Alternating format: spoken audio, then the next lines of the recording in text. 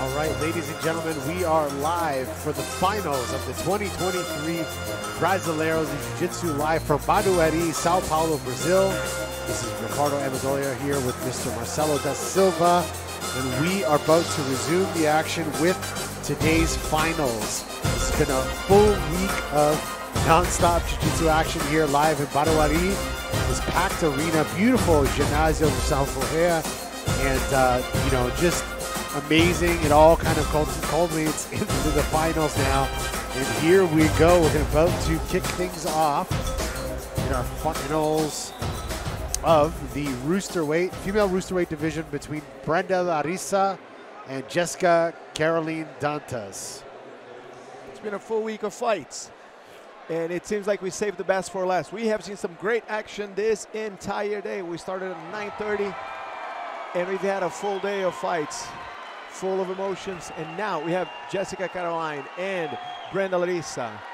Brenda Larissa in blue kimono representing Melky Galvão Jiu-Jitsu. Jessica Caroline in white kimono, Ring BJJ. Brenda Larissa on top. Up by one advantage.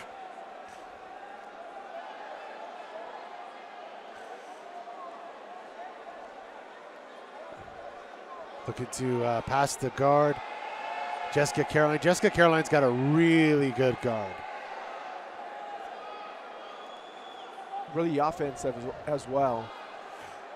Jessica is the 2023 Pan American and European champion, as well as the 2021 South American IBJJF champion. Brenda Larissa has won gold in the South American Continental Pros, a whole bunch of Abu Dhabi Grand Slams and World Pros. Part of that Melky Galvão Jiu-Jitsu squad, originally from Manaus, Brazil, now relocated to Sao Paulo.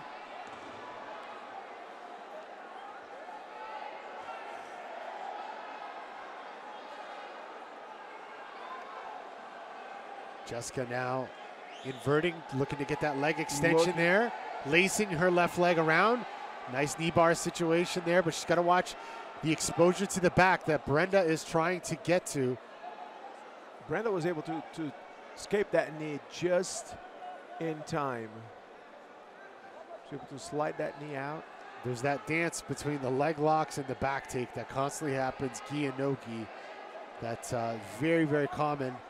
And it's risk versus reward, like we always say, you know. You go for a leg lock, got to watch your back. You don't just got to watch your legs, you got to watch your back. Uh-huh.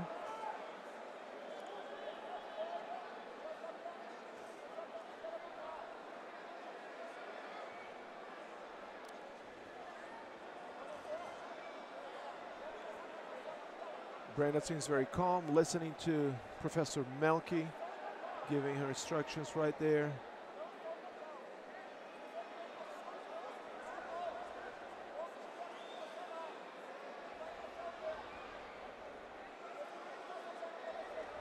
Jessica had her foot, Brenda's foot, laced up right there for almost something like an estima lock, kind of, the angle, but she didn't quite have the angle, so she let go. Brenda escaping her knee there. Again, kind of sideways.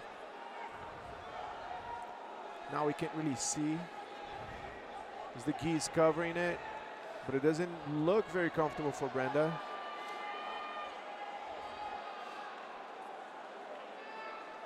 And she's out.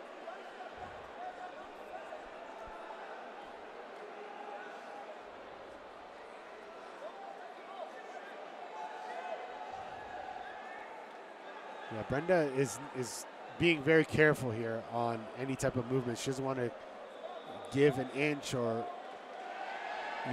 eliminate any sort of tightness in any of her limbs that'll allow Jessica to manipulate that leg or bring it in any closer.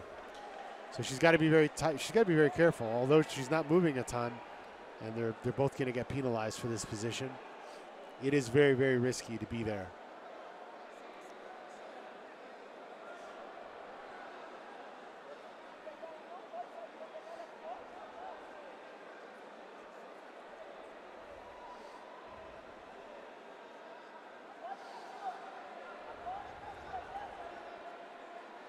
Jessica now really trying to sell that leg lock attack. Yeah.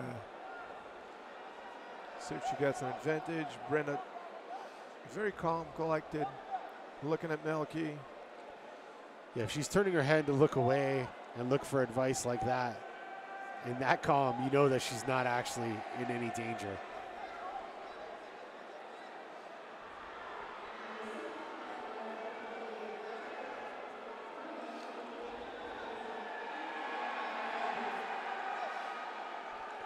Five minutes, 27 seconds left. Brenda trying to use the opportunity to escape to get to the back. Beautiful job by Brenda Larissa, but she's just a little too close to the out of bounds, trying to work her way back into the center. Beautiful job there by Brenda Larissa. Works to the back of Jessica Caroline. I said it before, you go for the legs, got to watch that back. Scramble ensues, now back to the feet. And Jessica inverts. Again, Brenda wants that back. Jessica not giving up on those legs. She knows that the leg entanglement is going to be her keys to victory here.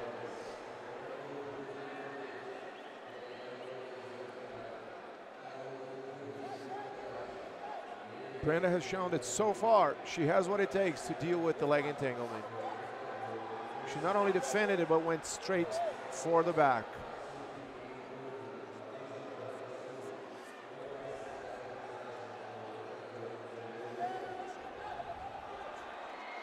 Very technical match.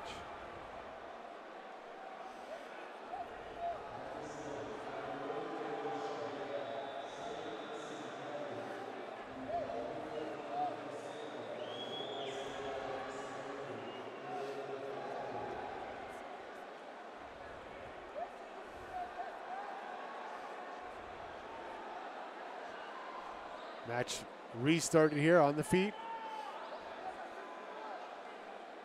So Brenda Larissa up by 1 advantage. Both ladies have penalties. Double guard pull. Larissa on top gets another advantage.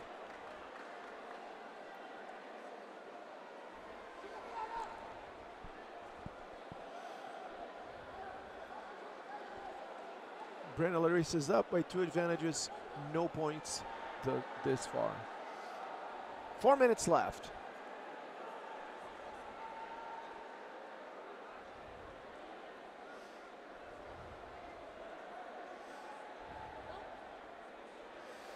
Now we see a little lapel action there by Jessica Caroline.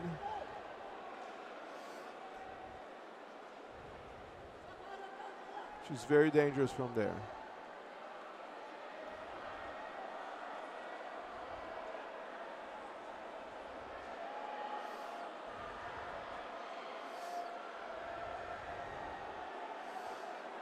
Three minutes, 23 seconds left. Brenda up by 2 advantages.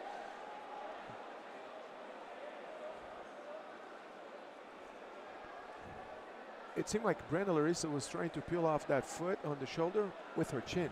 Yeah.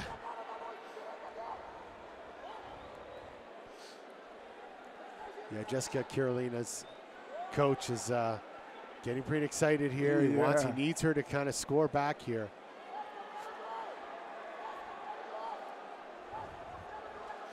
We're approaching the 2-minute mark, and that's usually when a lot more action starts to play out in these strategic matches. See if they're going to really turn it on.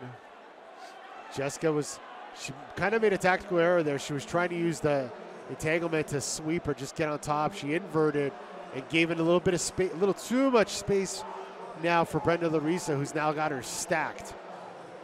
And Brenda's very athletic, so don't be surprised if you see her kind of like jumping with some dynamic movement to the back, or if she forces her to turtle, look for her to spin to the back off of that.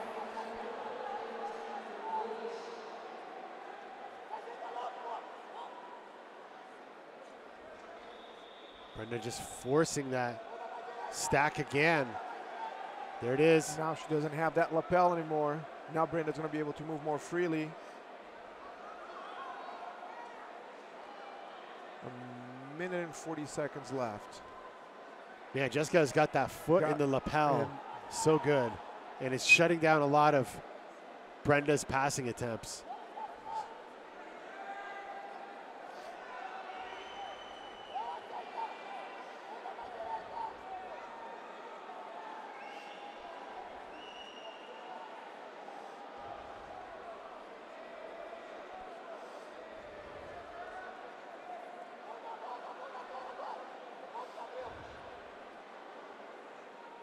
She got both feet there.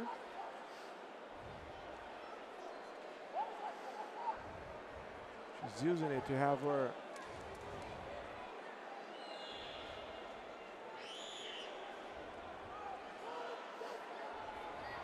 really interesting game.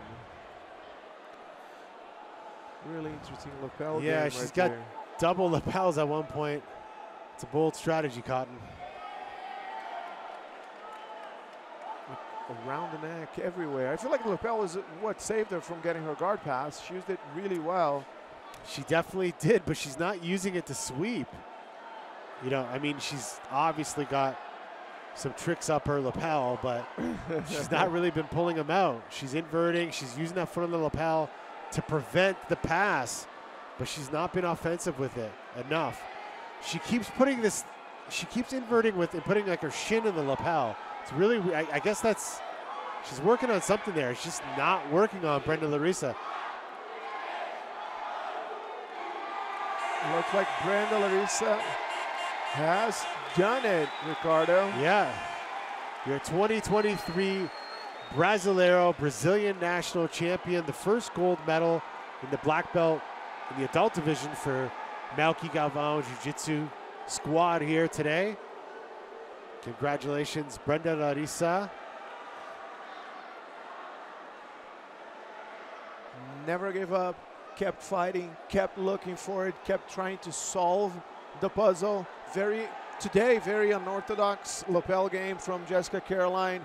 Didn't quite get some of what she was doing, trying to wrap the lapel around the neck, around both shins, both feet at one point. But she used it defensively, as you said. She wasn't able to really attack from there. I'm sure she had a trick there somewhere. It just did not work on our champion, Brenda Larissa.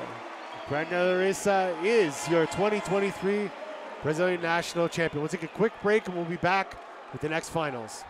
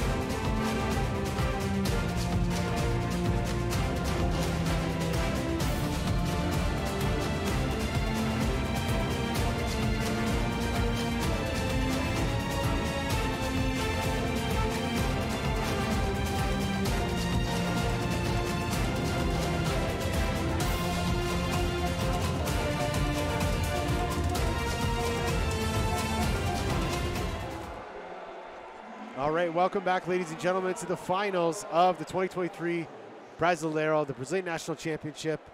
We have Adele Fornarino against Mayssa Bastos. Mayssa Bastos of Unity Jiu-Jitsu, Adele Fornarino of Dominance.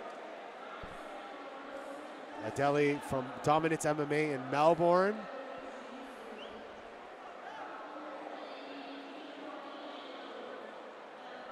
Mayssa Bastos, obviously very well known. Gi, no gi, she does it all. She's champion in all aspects of the game. Very able athlete. Yeah.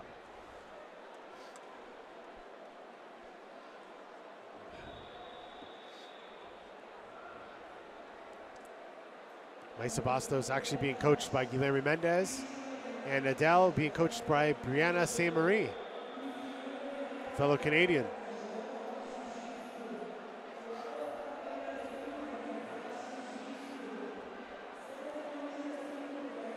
A little bit of leg pummeling action here. Adele doing a good job of trying to control Mayssa. Mayssa now. I was going to say Mayssa looking to get to the back, similar to what we saw with Brenda Larissa, but Mayssa seems to be more explosive, at least in this match. More explosive, trying to get there. Spun right out of the 50-50 danger. She did not want to sit there.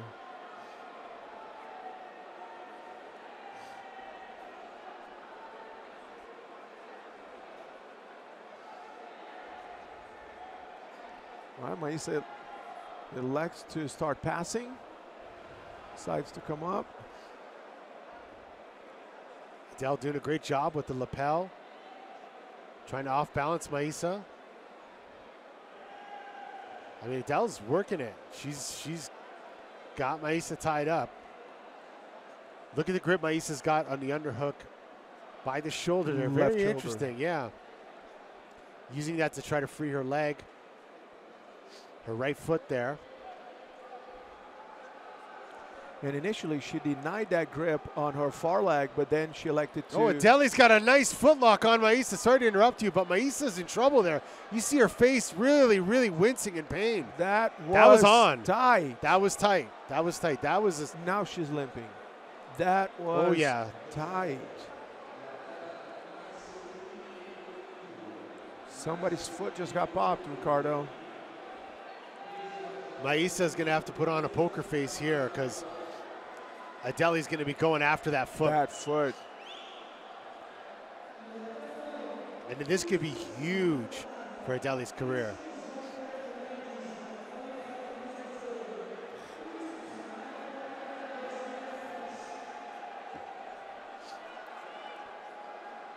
Mayssa hiding her feet underneath the legs.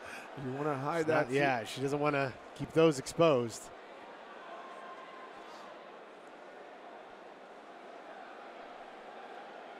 I'm liking the referee's decision to really enforce action here. This is it's the third time now he's penalized these athletes for being in the 50-50, the double guard pull, Double guard pull. for too long. And here we go again. And they go right back into double pull. But Mayssa gets to the top, gets an advantage, working that outside passing. Okay, Mayssa means business now. She's not happy about that foot, about that attack.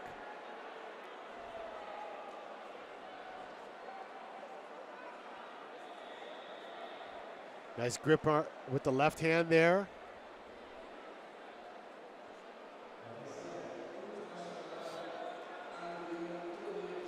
You know, mad respect to Adele here. She's unintimidated by Mayssa Bastos, and she's giving it all she could. That footlock was nasty. She's playing a really smart lapel game. She's doing a great job of trying to manage distance here while setting up some offensive positions to attack. But Mayssa Bastos' passing game is another level. Oh, and Adele almost gets the sweep there. Mayssa works to the back. Adele counters and gets on top. Gets the sweep on Mayssa Bastos.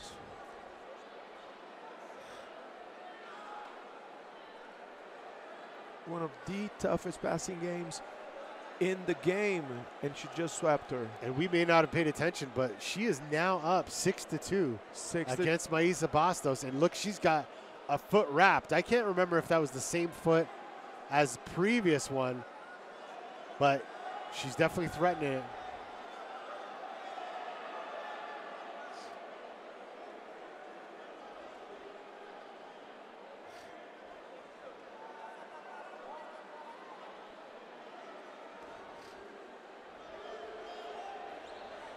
Now, Mayssa is where she wanted to be since the beginning of the fight, and she's known for taking backs. That's all she has to do. And her guard game is pound for pound one of the best in the sport. She has the ability to switch sides, left, right, lasso, De La Riva, you name it. It's she just plays as dangerous. it. Look at her. Look at that. Foot in the bicep to inversion there. 5 minutes, 22 seconds left.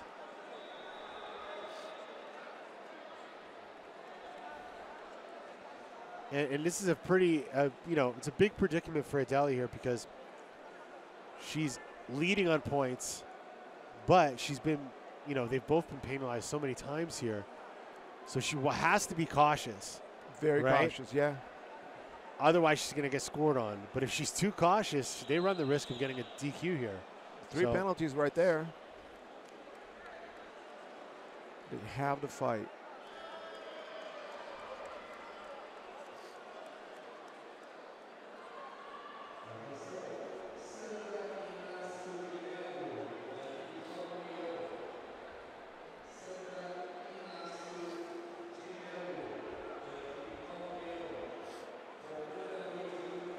Adeli back on top here.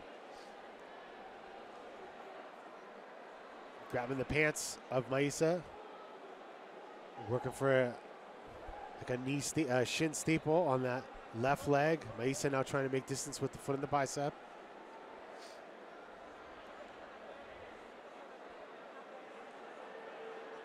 Nice sweep attempt by Mayssa Bastos.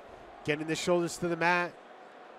But Adeli's doing a good job of controlling Mayssa's legs to not let her get back on top. Mayssa trying to rotate to get on top. She's still on her side. She's not able to stabilize. And again, Adeli shutting down the sweep attempt of Mayssa Bastos. Doing a very good job. Yeah. Mayssa now in that kind of half spider guard position. Foot in the bicep with the reverse De La Riva, using that to make space, trying to come up on the single there, but Adeli shuts that down. Now Mayssa doubling down, trying to invert, but she gave exposure to her foot. Adeli's got it wrapped again. But as we say, as Adeli went for her leg, Mayssa looking for the back here, trying to crab ride to get to the back. She's going for the collars behind, going for getting the hand around the neck, and this is where Mayssa Bastos is dangerous. This is what she does, Ricardo. She takes back. She created a dilemma there, attacked the neck, and opened up for the hook.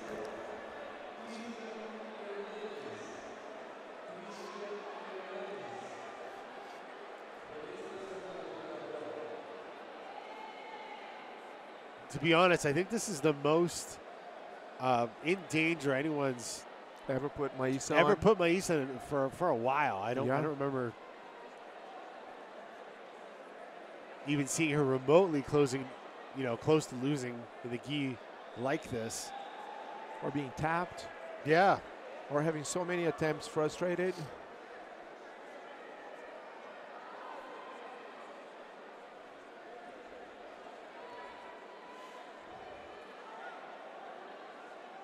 So it looks like she's got one hook in. Obviously the discussion on the restart. They're fighting for every inch there. Can't blame them.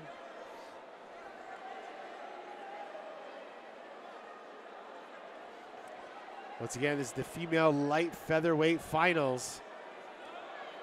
Adeli trying to do what she can to defend the hooks and the choke at the same time. Mayssa, nice little grip on that sleeve with the left hand. It's like right above the elbow. See how, did you see that? It's just preventing her from getting her arm up to her hand or neck to defend and using it as a controlling lever. Again, she's got it. Would not allow her to rotate and face her.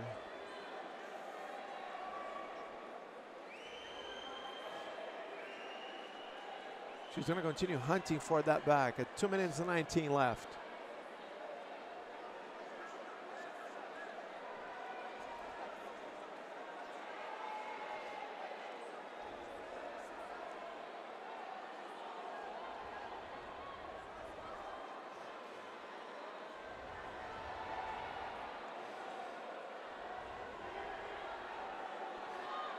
It seems like they have the exact same position. Yep. Right there. Minute and 45 left. Adeli Fornarino from Dominance MMA in Australia, up by 2 points over Mayssa Bastos.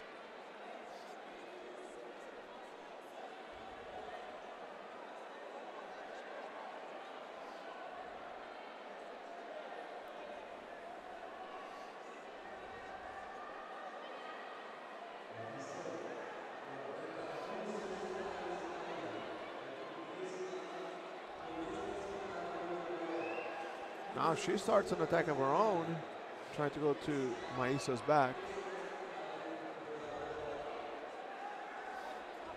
We have a minute left. Mayssa was trying to pass the leg over to use it for a sweep, but unable to. And Doederlein back up on top.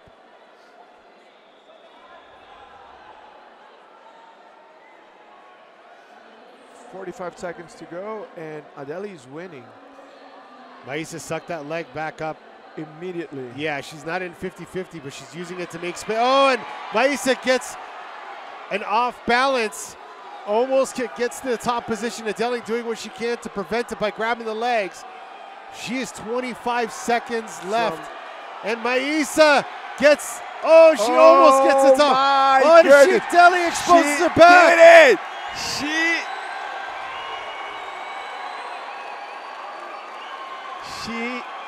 Mayssa gets to the back. 10 seconds left. Around the head. She wants the finish here. Doederlein grimacing, and that is it.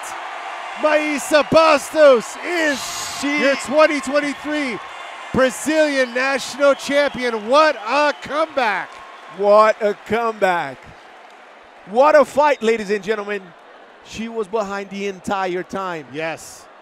As we can remember, no one has ever done this to Mayssa Bastos. She kept being cool, being calm, being collected.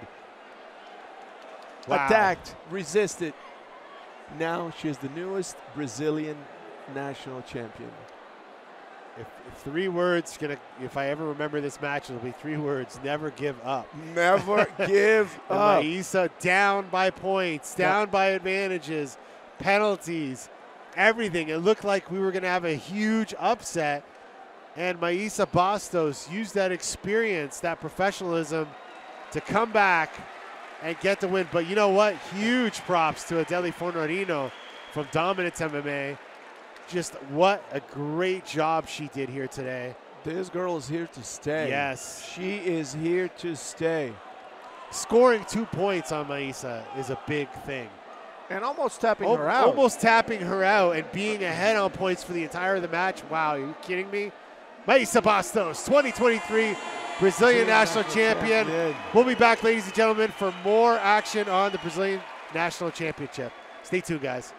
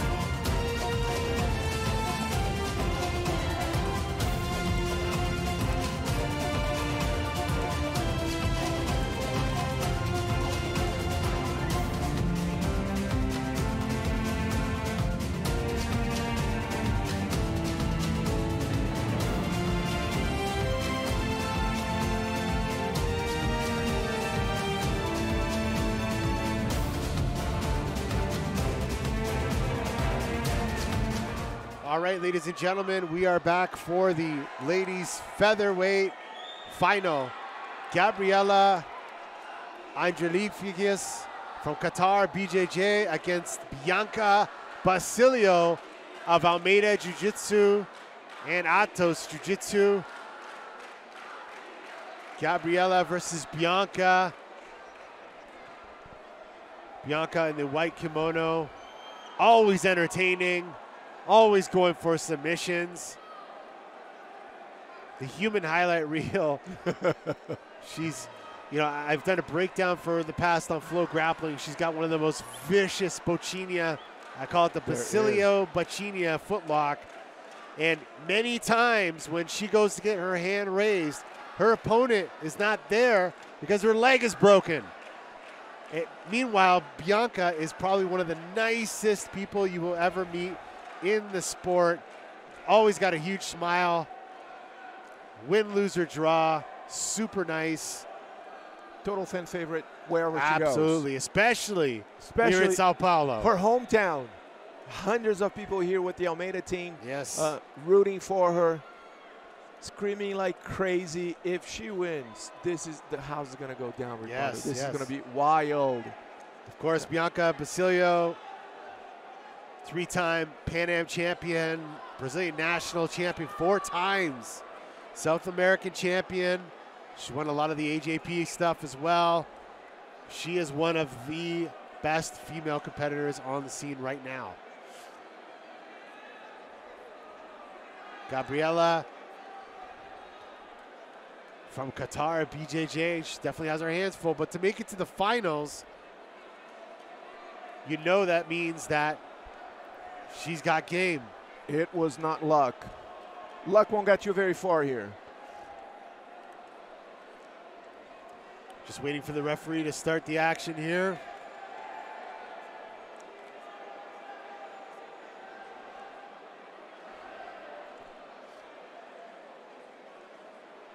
And Bia Basilio is the type of girl that she can fight for 10 minutes and then go, she wins the national tournament and then she goes for a backflip, celebrating. Yes.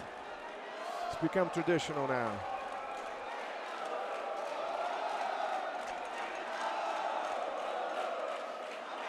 Just feel that vibe, Ricardo. Yeah. That's amazing.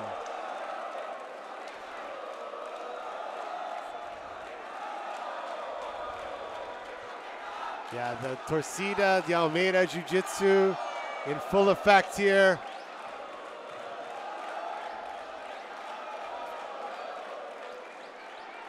Waiting for Bianca to put on a show. Easily the favorite to win this division. And that pumps her up. She feeds off of that energy.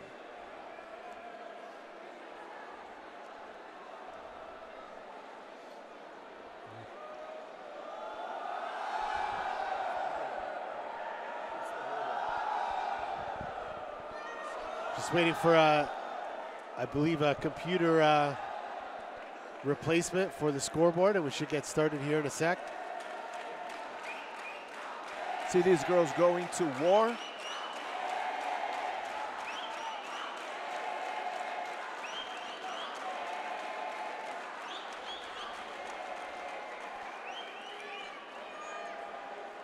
You see on one side of the mat, you see Leolada, her husband, and then you see Caio Almeida, and then André Galvão on the other side.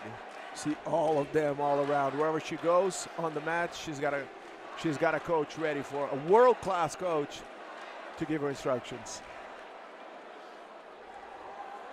They all go to war with her.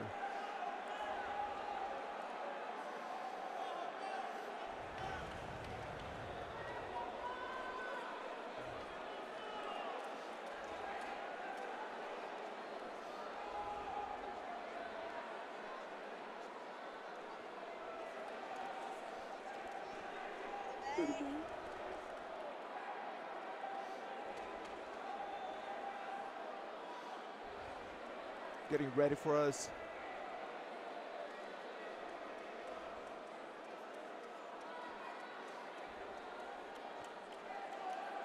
Bianca Basilio. Just waiting for the IBJJF computers to be up and running again. We have a technical error here. It's so hot in the building. Maybe the circuits got fried in the laptops, but should be resuming real soon, guys. So stay with us. We'll be starting the finals match here in just a few minutes.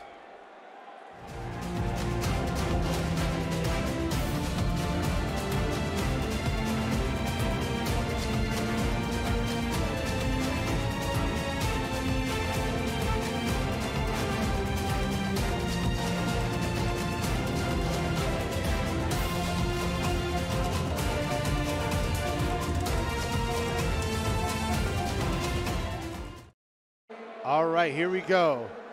Computer replaced, chairs are set. We are ready to begin. This is the finals of the female featherweight division. Gabriela Pereira against Bianca Basilio. Gabriela in the blue kimono, Bianca in the white kimono.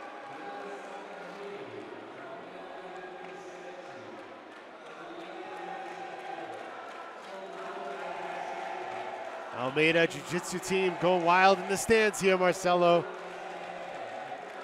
Nice low stance by Gabriela. Smart strategy. Last thing you want to do is stand up with Bianca. But then again, being in the closed guard of Bianca Basilio is not too smart either. Deep collar grip right there for Bia Basilio. Got denied that. Goes back for it once again.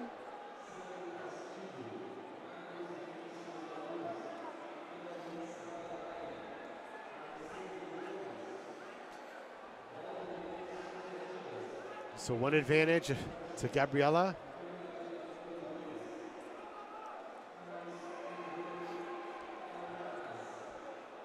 Bianca looking to play close guard, got Gabriela's posture broken. Oh, look at that little arm trap with the lapel. Do you see that, Marcelo? Yeah, Gabriela didn't like that at all. No. So Gabriela took the gi of Bianca, trapped Bianca's left arm. It's a Marcelo Garcia classic guard pass.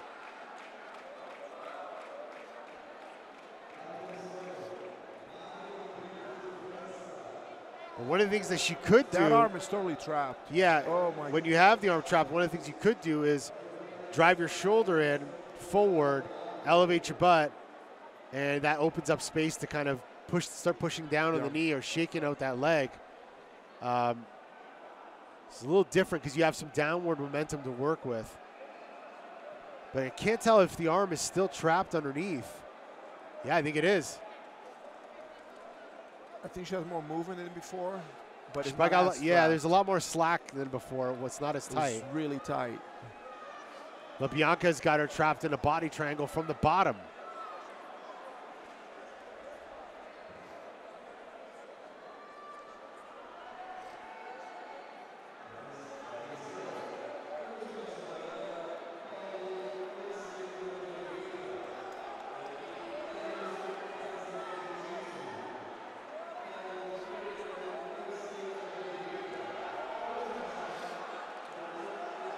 Bianca doing whatever she can to kind of break free here.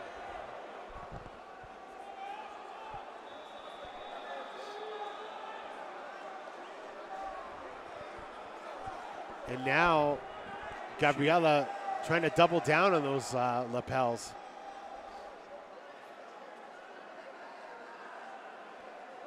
Bianca freed her left arm from the lapel trap. Looking to get her own lapel, and maybe work some lapel guard of her own. She's looking for that deep collar grip once again.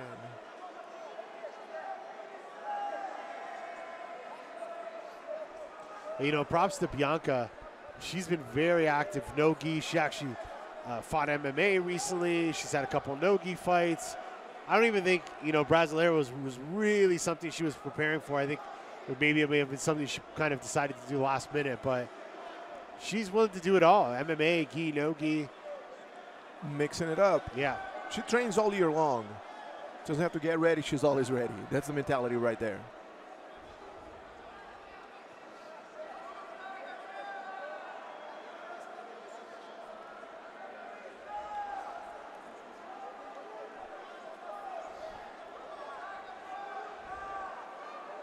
Six minutes, 10 seconds left. Bianca now. A little bit more of that lapel action. So there's a few little tricks that she could do from this lapel around the opposite side of the back. You can use it for it's almost like an omoplata sweep. Ana Carolina Vieira did that recently a couple times. Or you can use it to choke, which Bianca looks like she's trying to do. But if the head comes out, you could also trap the arm with it. So there's quite a few options there. She's progressing it. Yeah, you see Bianca's left hand. She's threatening that choke. She's getting this bottom of the skirt there. Now just going cross face on that choke. Hand right across the face on the collar, on the shoulder, I should say. She might use it for a sweep. I think at the very least, Bianca's trying to rack an advantage up here.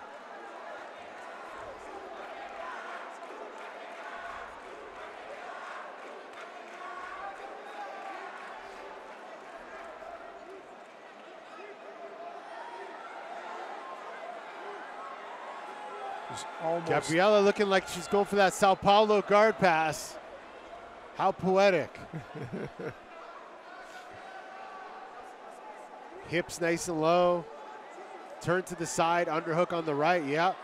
That's what she's trying to do. She's shades of Roberto Tosi or Godoy that made that. Reminiscent, yeah, that made that popular.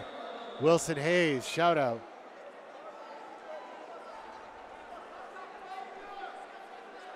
Bia just will not let go of that lapel. She's looking for that choke. Will she get it? Yeah, and the body triangle. She's not giving her any space. No.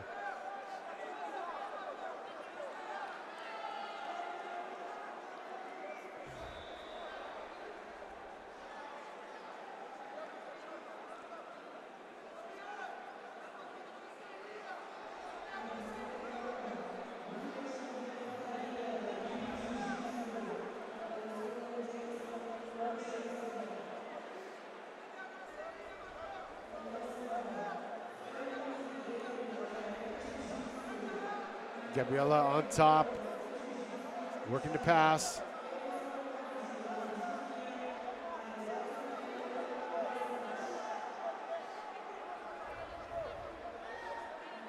Look at that hip switch she's doing. Nice and deep, nice and low. But she's in that body triangle. I don't know how that's going to work there. Can't go anywhere with that body triangle.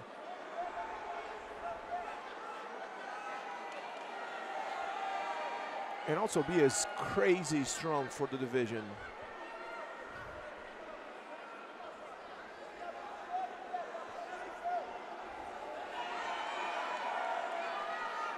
Bia might try a hip bone sweep right there.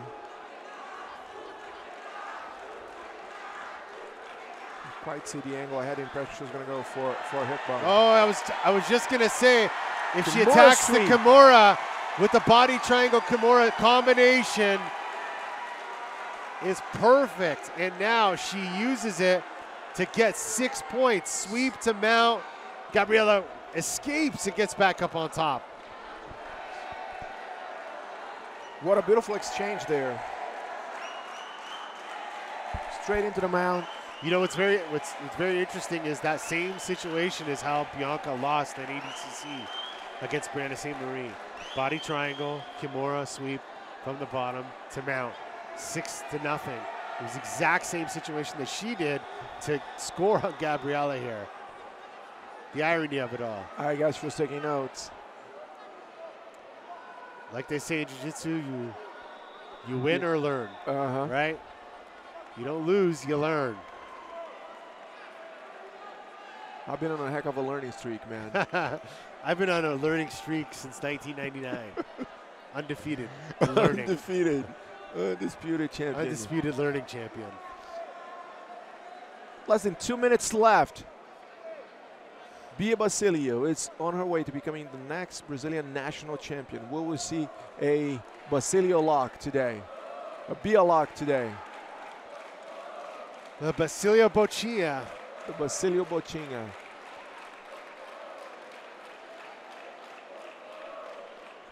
But Gabriela Pereira is not out of this game. She's a very game fighter, total warrior so far. Trying her best, trying to put on the pressure.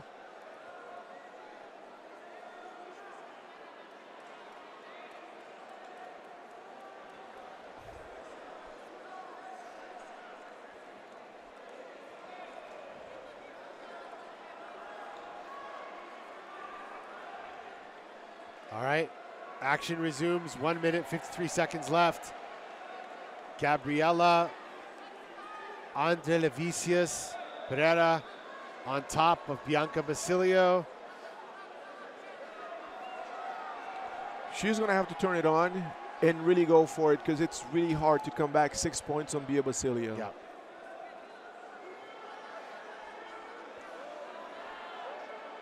And it feels like that's what she wants to do.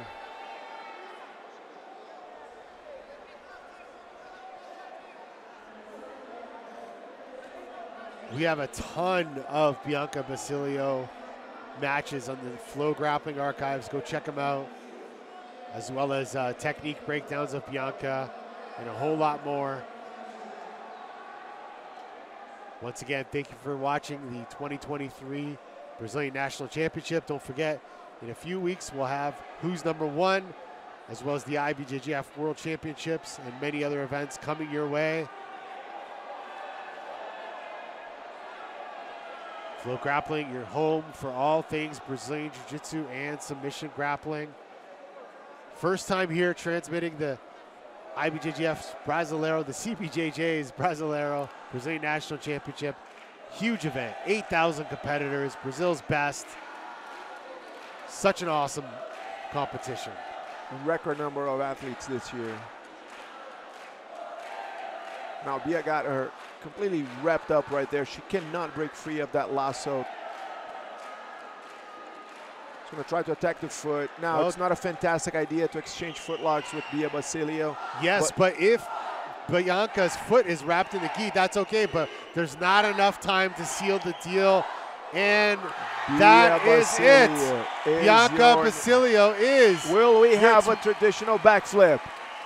Bianca Basilio is your 2023 Brasileiro Brazilian National Champion here in Barueri, Sao Paulo, Brazil. Will she do the backflip? Let's see. Remains to be seen. Congratulations, Bia Basilio.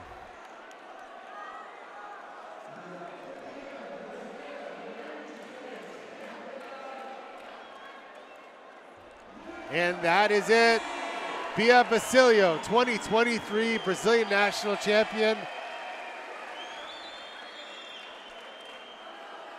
There it is, here it is, here it is. It's got a little dance. Ah. I think it's coming. I think it's coming. She's loading up. Yeah, she's getting ready. Power up, let's go. There it is.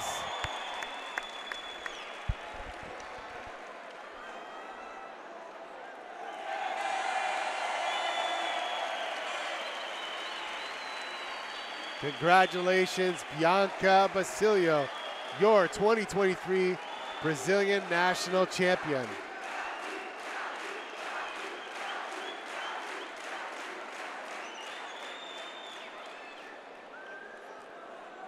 All right, guys, we'll be back with more action from the 2023 Brazilian National Jiu-Jitsu Championships after a short break.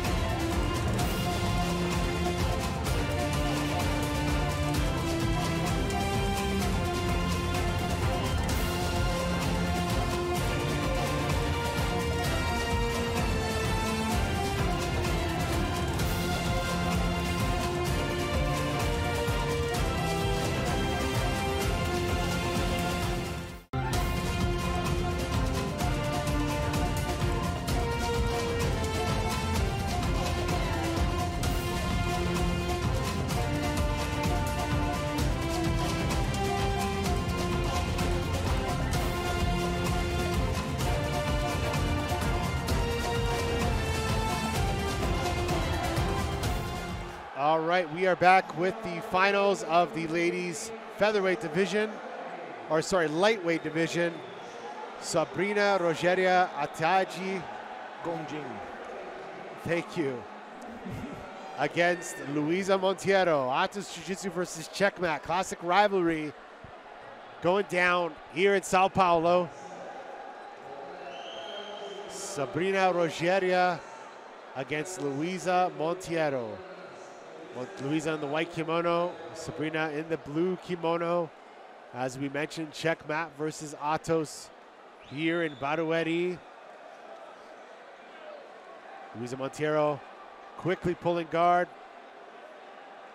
Classic. Yep, go ahead. Classic matchup between a very experienced black belt and a newcomer. Yeah, Luisa Monteiro, one of the most decorated athletes in our sport. A ton of experience. Very diverse game. Amazing guard, amazing passing. As you mentioned, Sabrina, a bit of a newcomer.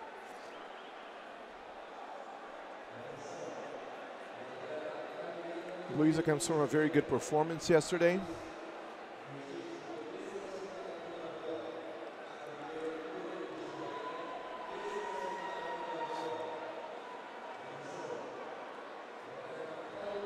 She's got Sabrina close guard right there. Double sleeve control.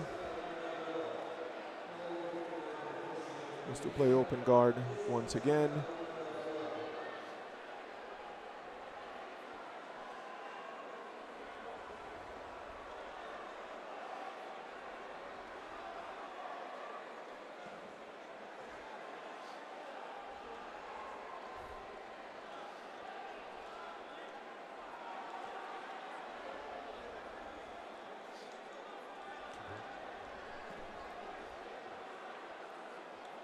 Again, she establishes double sleeve control, switches for sleeve collar control.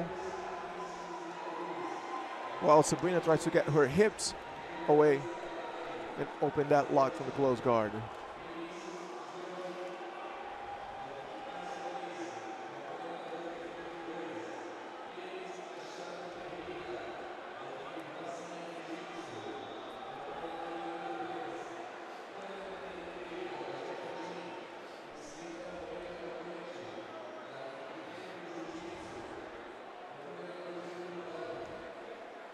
Sabrina trying to switch up the ways that she's going to open that guard. Luisa's just very, very strong. It's very tough to get out of there. She has both knees on her legs.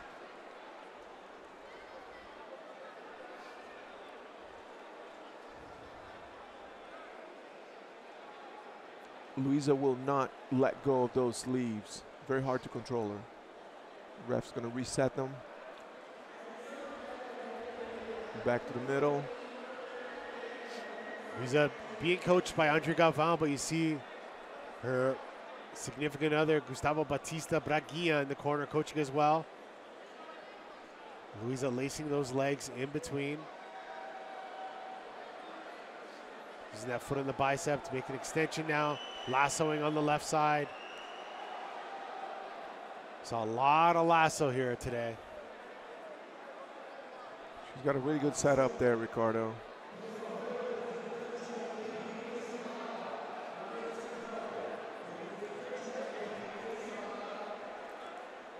Sabrina battling it out in the position there. Not intimidated. No, no, she's... And normally, you know, they kind of like the rule of thumb is to try to eliminate that lasso grip before you start passing. Sabrina doesn't care. She was just going for it.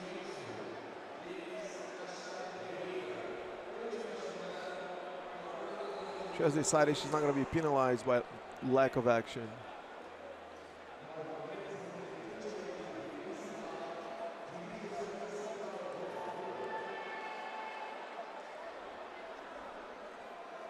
Eight minutes, 20 seconds left in this match. Luisa Monteiro on the bottom of Sabrina Rogeria Gondin.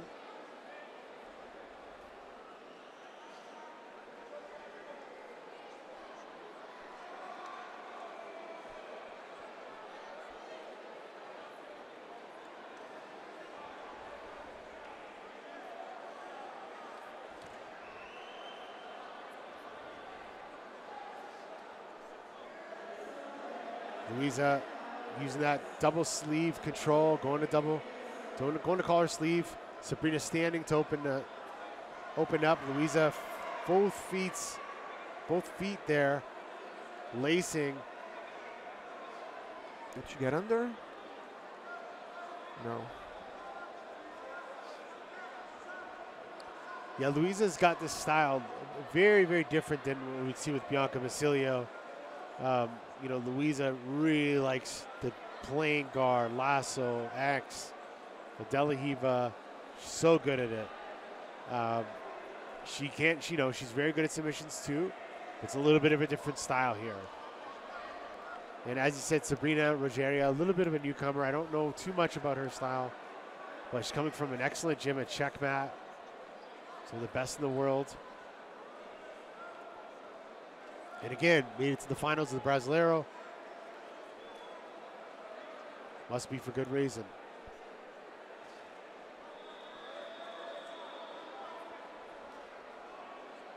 She has shown so far that she knows what she's doing, and she's very athletic as well, and she has the heart of a champion. That's enough for good war.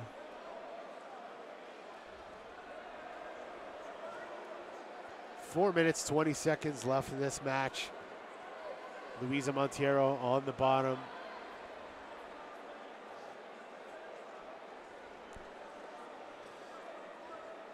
And Luisa hasn't been able to attack that much. She's been playing more defensive. Yeah, well, not defensive, but she's not. She's definitely playing a little bit more of a reserved game than we like to see. Definitely. I say not defensive because it doesn't feel like Sabrina's really doing anything offensive, right? Yeah. So playing it strategically.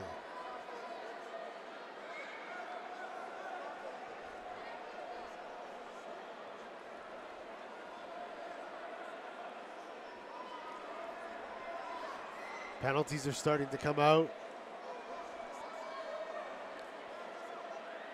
In the previous matches, our referee was handing out penalties like they were bananas on an acai real quick, which was good.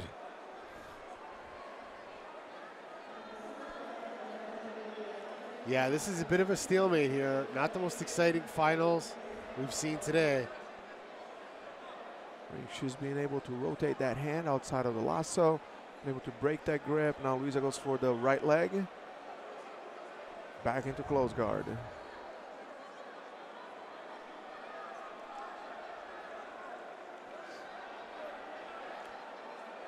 We've been having this for over 7 minutes now. The same war. No points, one penalty each of the athletes.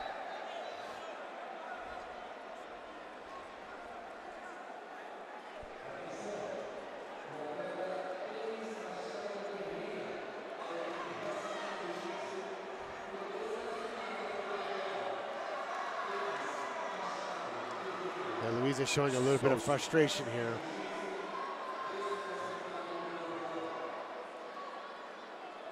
You know, when we have these open jiu-jitsu competitions, there's a bit of an onus on the athletes to go for it, but at the same time, you can't fault them for being careful and doing what they can to try to win. So it's this balancing act between becoming a fan favorite and winning world titles, or Brazilian titles, or whatever it is. And it's very hard for some of these athletes to play. And I think in this match, a lot on the line, probably the most media attention in any Brazilian national championship in the history of the sport. The biggest championship ever, more media here than any other time. So a lot of pressure for these young ladies. So sometimes, that pressure prohibits them from really going out there and putting on a show. But at the same time, they're to be commended for getting here to the finals. And at a high level, it's not as always the most exciting thing, to see. Sometimes we see them kind of neutralize each other out. It's usually when we see a disparity in levels where we see something a little more exciting, or a little more entertaining. But Luisa trying everything she can here. Sabrina just really doubling down on those collars and not trying to open the guard really at all.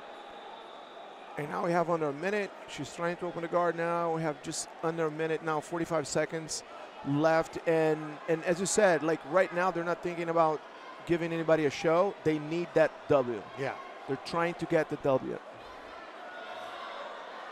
Probably think, you know, a couple of years, 10 years from now, people don't remember the fight. They see the medal. They see the title. Not always the case, but yeah. I know. I remember. But yeah, I know, I understand. It's you know, and there's a lot of onus on the athletes too, especially with sponsorships and so forth. And just especially if you want to get that Grand Slam title, right? Yep. So Luisa now lacing that leg over, trying to grab the arm, but that will be it. So we got a penalty each. We'll see where that decision is going to go.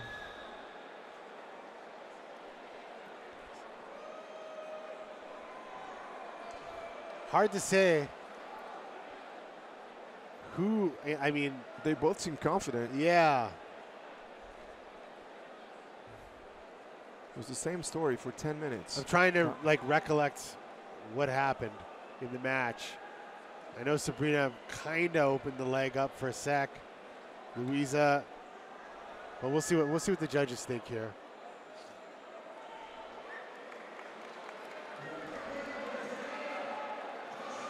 And Luisa Monteiro is your 2023 Brazilian national champion.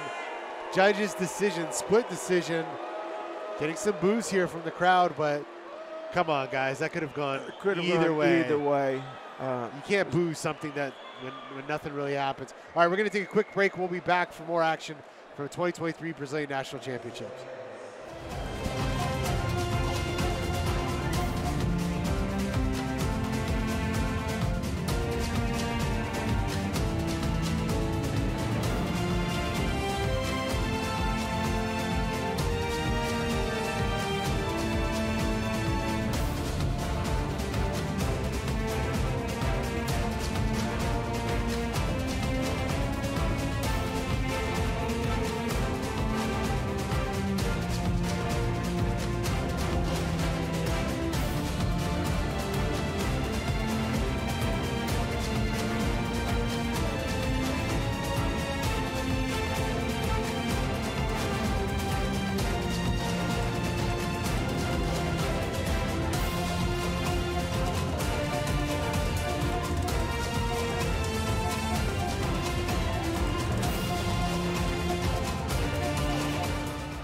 All right, we are back for the 2023 Brazilian National Jiu-Jitsu Championships. Jiu-Jitsu, I'm fumbling my name, it's been a long day. National Jiu-Jitsu Championships.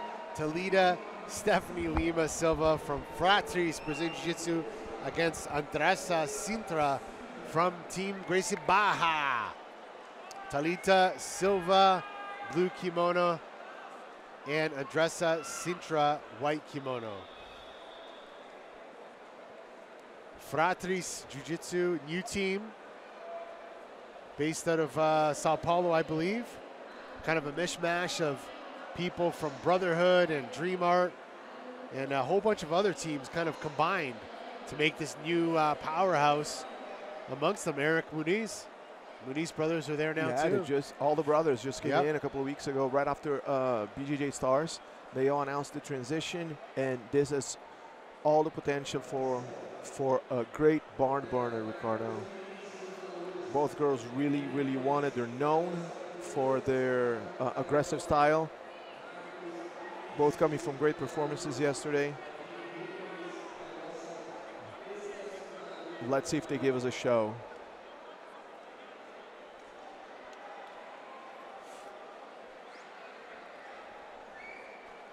Talita Silva Lima on top of Andressa Sintra.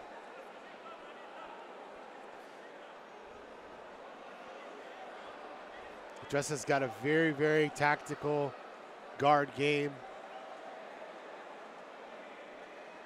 Look for her to implement those lapels. Looking for legs. Talita Silva trying to battle right through those lapel grips. Unintimidated.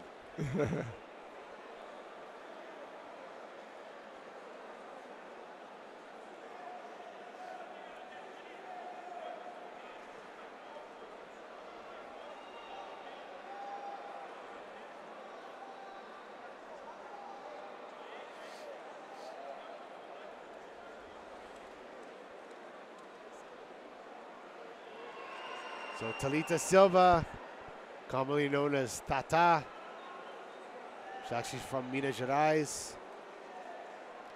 Black belt under Paulo Rezengi. Same academy, he produced Marcelo Garcia and a whole bunch of other elite level black belts like Matias Diniz, Reinaldo Ribeiro. Comes from the Leo Castelo Branco lineage. And Talita is the 2022 and 23 European champion. She won 2 Grand Slams in 2022. But Andressa Sintra is a whole other level of athlete.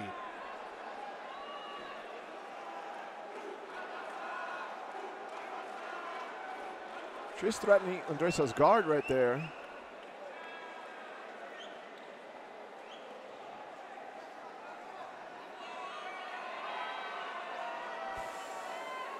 Andressa Sintra, black belt under Sebastian Lally, the 2019 and 2021 world champion, 2020 pan champion, and won Brasileiros last year. Andressa getting her advice from Lucas Valente in her corner. Interesting way she's got her lapel. She got the lapel wrapped up on her left leg right there. So going around and around. 2 laps, I guess.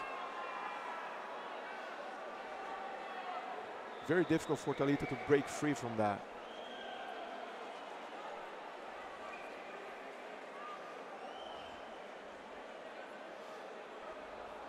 It's really connected.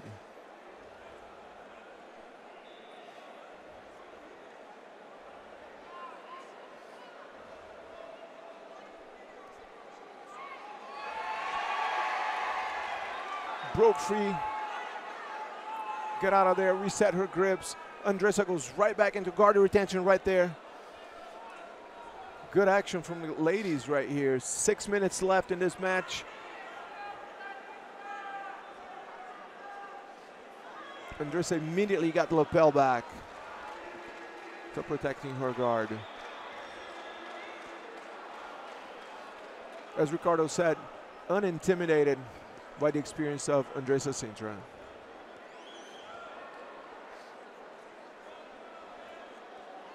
Tata on the top. Both ladies have penalties. Andressa with that foot on the lapel. Look at the intricate guard play that we're seeing by Andressa Sintra.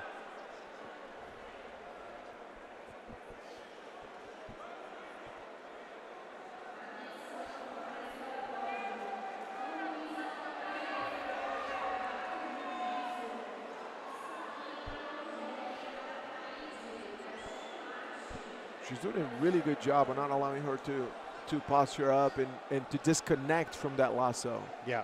Foot on the biceps on one side, lasso on the other, like a little bit of a shallow lasso, but she doesn't lose it.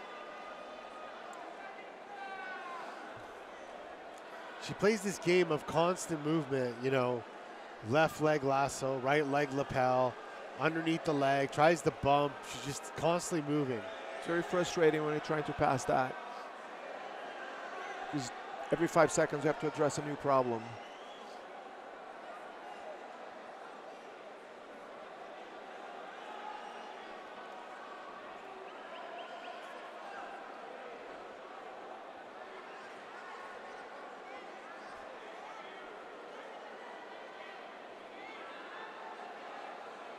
Now, for the first time, it seems like she wants to get her lapel back. Talita wants to get her lapel back, is trying to hand fight Andressa for the lapel.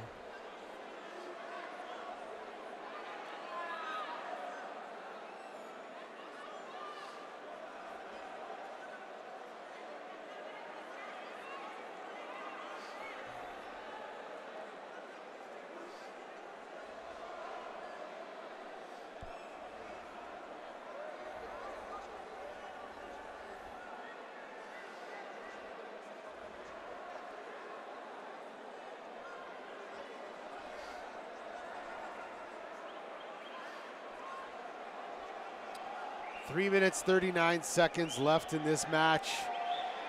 Thalita Silva on top of Andressa Sintra.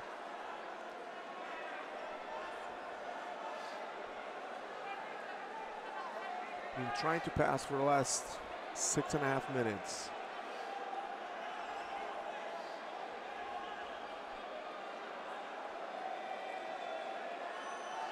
Similar story to her previous fight.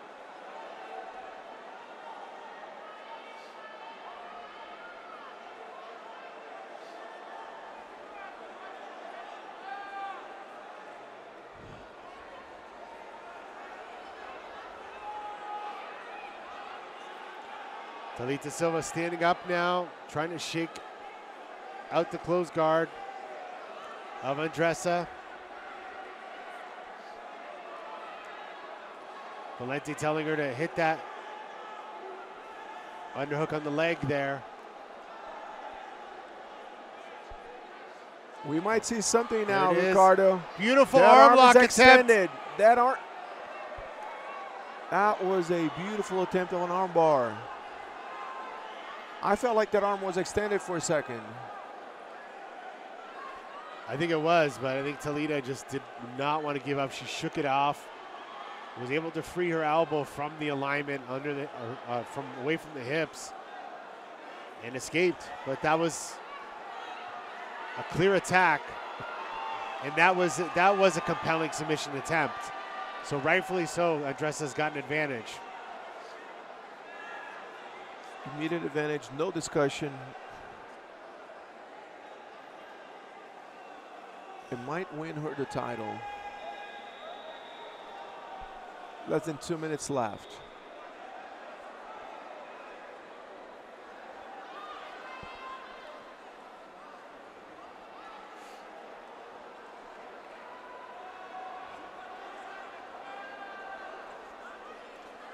Thalita Silva is just trying to foot stomp her way out of this.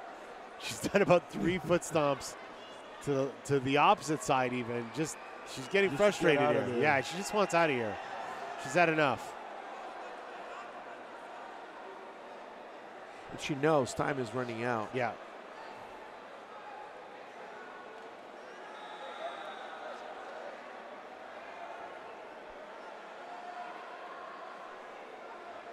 But she still has a very good chance of winning if she can disconnect and establish good grips on those legs and blitz pass or Toriano.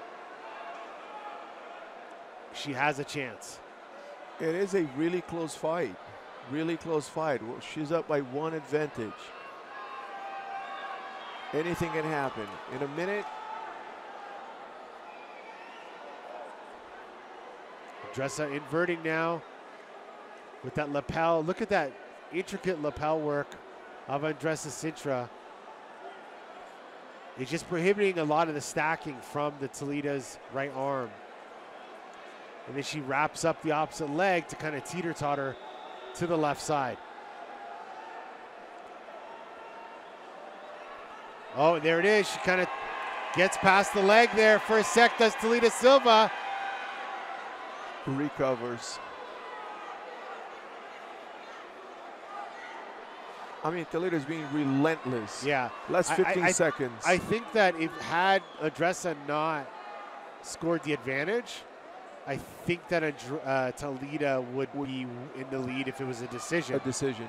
But, oh, look at that. Last seconds there. Andressa Sintra tries to get the last second sweep, but no more time. And that is it. Andressa Sintra is the 2023 score Brazilian national champion.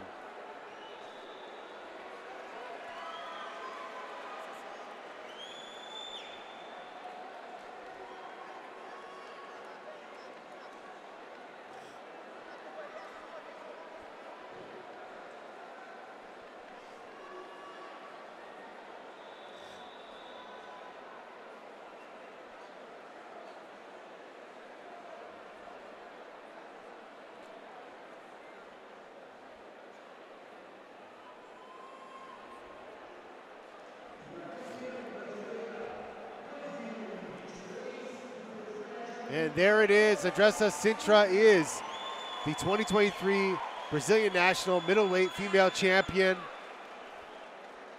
We'll be back with more action in just a few moments.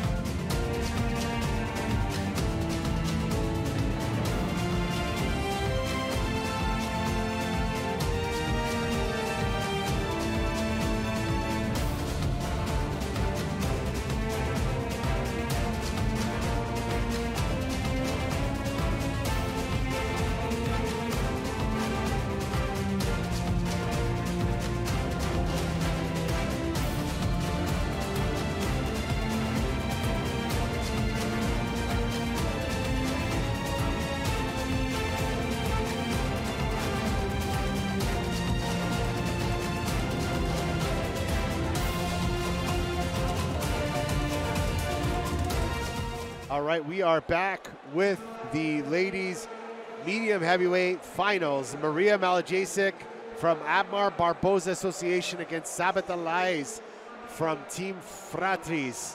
Sabata Lais, a local favorite here in Sao Paulo, very well-known competitor. Maria Malajasic, internationally known. This should be a tough match. Sabatha known for her strength. She's jacked. She's a strong lady. Good luck breaking those grips. Maria pulling guard right away. Working that left leg lasso on Sabatha Lais. Is it Lais or Lies? Lais. Lais, sorry. I was wrong on both ends. Sabata Lais. Sabatha Lais. Very strong, very athletic. Normally passes. She has a pretty good guard game as well. Plays single leg X.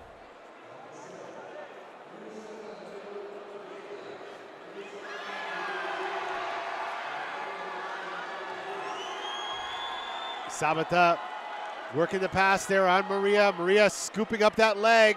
Sabatha's got to be careful there. Maria's got a nice extension on the knee bar here. Turned around. But her knee is just to the outside. But Maria knows that and is now re-gripping, trying to adjust. She's either going to use that to recover, get into 50-50. Sabatha smashes on top now. She's in a nice passing position. Maria framing to make space to recover guard once again.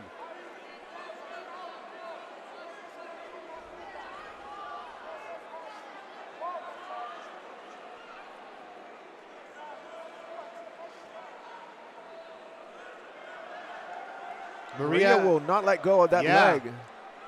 She's going after, she's grabbing that heel too. It's a nice way to, oh, there it is. She's turning it out.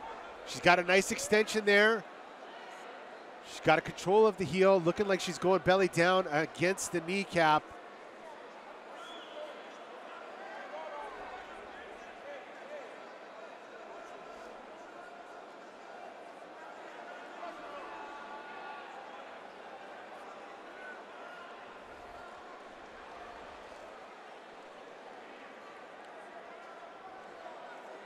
Looks like she doesn't have quite the right angle for a knee bar right there.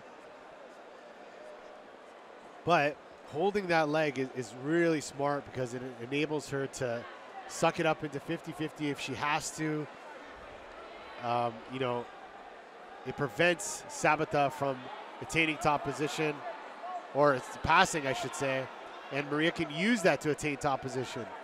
Protects her from that nasty pressure too. And she has an attack. She has a clear situation where she can attack.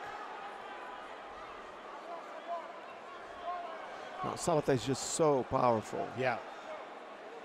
Maria has just been inverting and attacking those legs, but Sabata is just smashing through.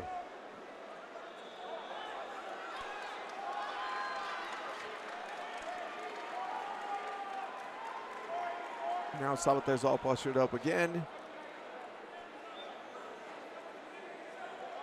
That knee on the chest can't feel really good either.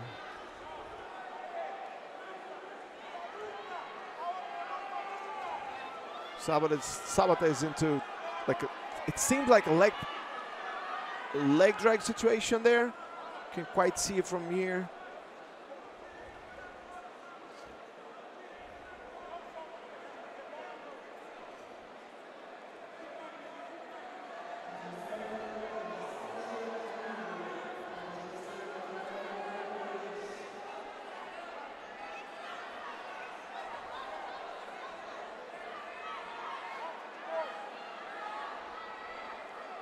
Back into the closed guard.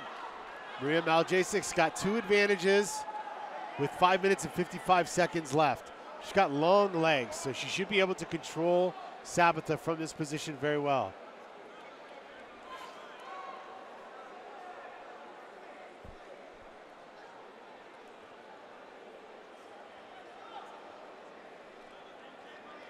We're approaching the halfway point of this fight. Both ladies decided to slow down a bit. They have exerted themselves for the last 5 minutes. Now Sabata is getting to work again. Standing once again, try to dig those elbows into the thighs right there of Maria.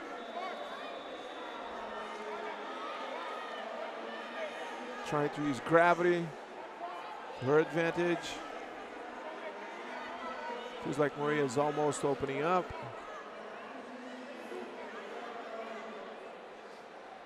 Maria, as you mentioned, going up against a local favorite in Sabata Lais. But Maria, 2-time Pan champion, Pan Nogi champion, European champion, medaled at the Worlds. She's been here amongst the best of the best. And she came to fight. Yeah. A very game fighter.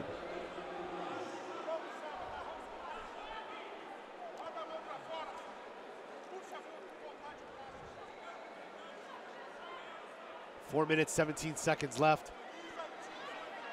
Sabata trying to stomp her way out of that lasso guard. She's trying to rotate her hand out of that lasso grip, but she hasn't been able to so far. It's really tough to do when your opponent has long legs like that. The longer the legs, the tougher it is to escape that lasso sometimes.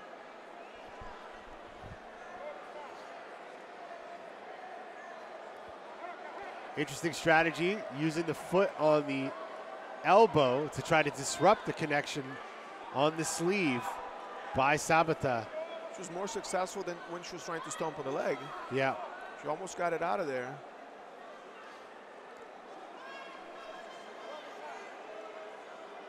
Now Maria's up by 2 advantages. With 3 minutes left, 3:20 left. Let's see what Sabata can do to change that situation.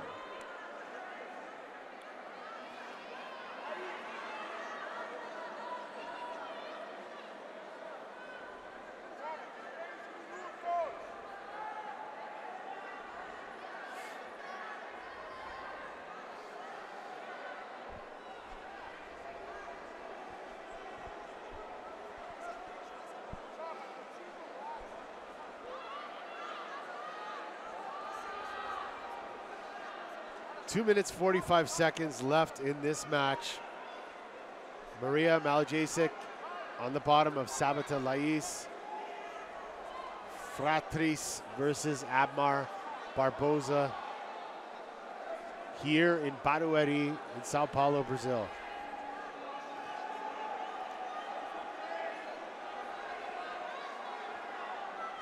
Maria's got really good control with that foot on the biceps on one side, lasso on the other. And Sabata hasn't been able to figure that out for the last few minutes. Maria's up by 2 advantages.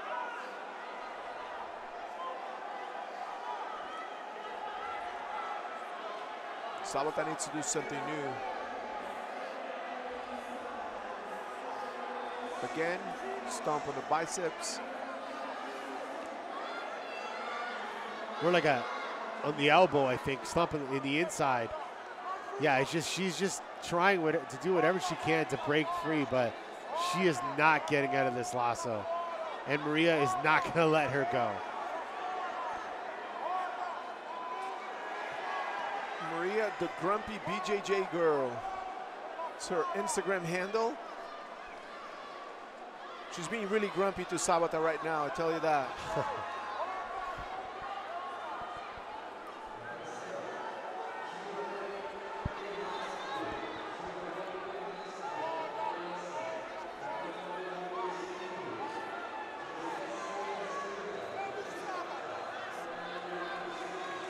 A minute and 10 seconds left.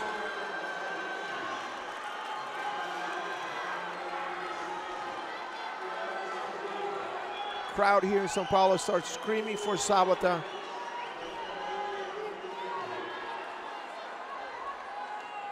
Referee stops the action.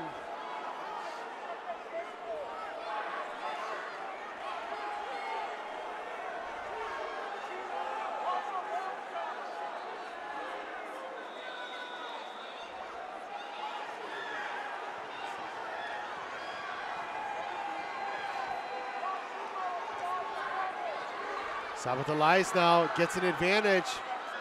I think they're penalizing Maria here. I'm missing it, but right there, yeah. Yeah, I think Sabata looking for that last second pass, makes the connection. Sabata trying to go with whatever she can. Amazing. 14 seconds left. She is trying to get this win. And technically, she was winning because Maria's got two advantages, but two penalties. That's it. No, my bad. That doesn't count. But she's close to it. She was so close. Yeah, I had too many cafezinos here. Sorry, guys. But she was so close to winning. So close. What a fight there. Maria Maljacek just great job in the beginning of the match, you know, with those knee bars. Was able to prohibit the passes of Sabatale's, and, you know, very, very impressive performance. It got a little slow, gonna admit it. Got a little stuck in some positions, but closing 30 seconds were intense for sure. That action in the end was totally worth it. And they left it all there. Sabata gave it all. She gave it her all. And Maria held on for dear life right there in the last 5 seconds, 10 seconds. Oh my goodness. Now she comes here to Brazil, beats the favorite of the division. Maria Maljacek is your 2023 Brazilian national champion. Sabata has nothing to be ashamed of. They gave it all. Okay, we're going to take a quick break. We'll be back with more finals in just a minute.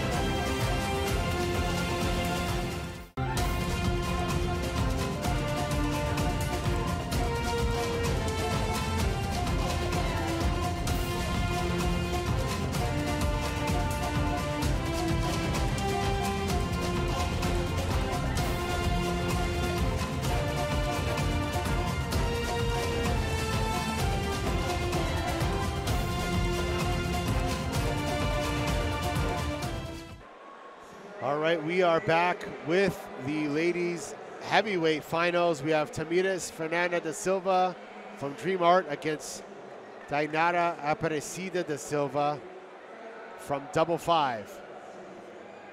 Dainara versus Tamires. Battle of two very Brazilian names. Yeah. Very Brazilian.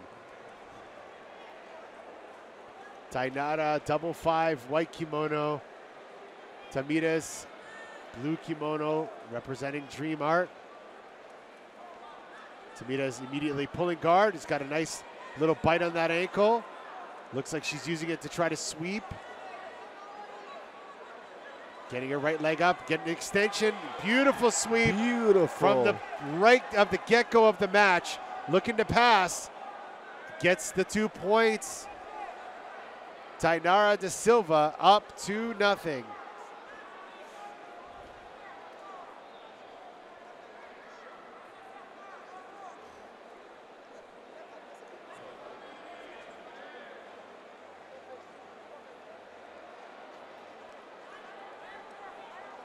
Tamires da Silva up 2-0. Tainara on the bottom here, inverting, trying to work the lapels here, trying to work from the bottom position, although being stacked a bit.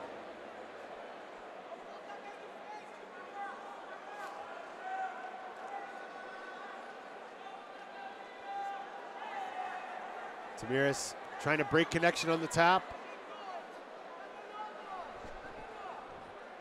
Tainara inverting from the bottom here. Trying to get underneath the hips.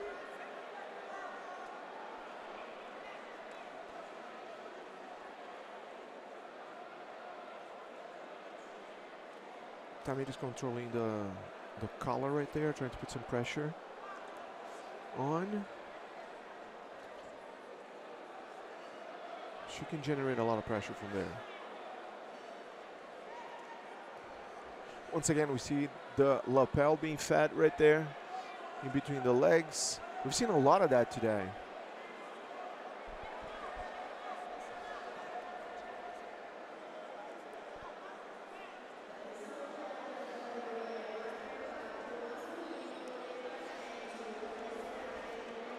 Tamires having a tough time of passing the guard of Tainara Aparecida da Silva.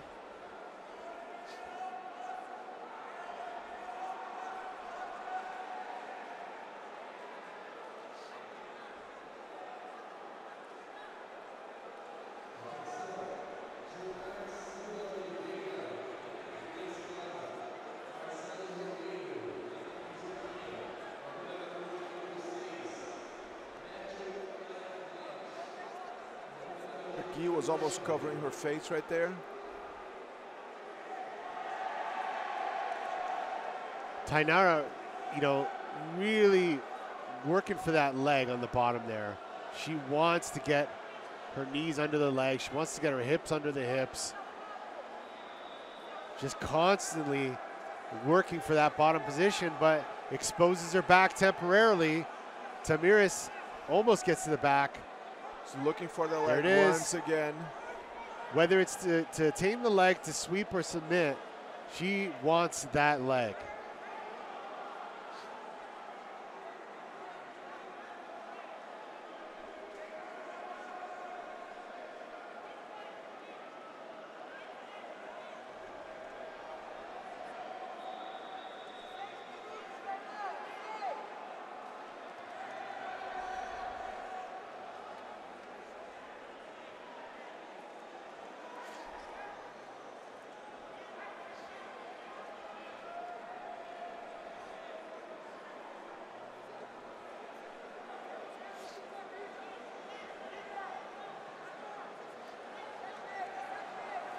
Tamires now stacking. Man, Tainara, look at the pant grip she's got on her own leg. Just not letting Tamires get by. Just trying to just stuff that one leg. And Tamires now bypassing the leg, working towards the back. Kind of that modified side control that I like to call, where the hips are behind the hips.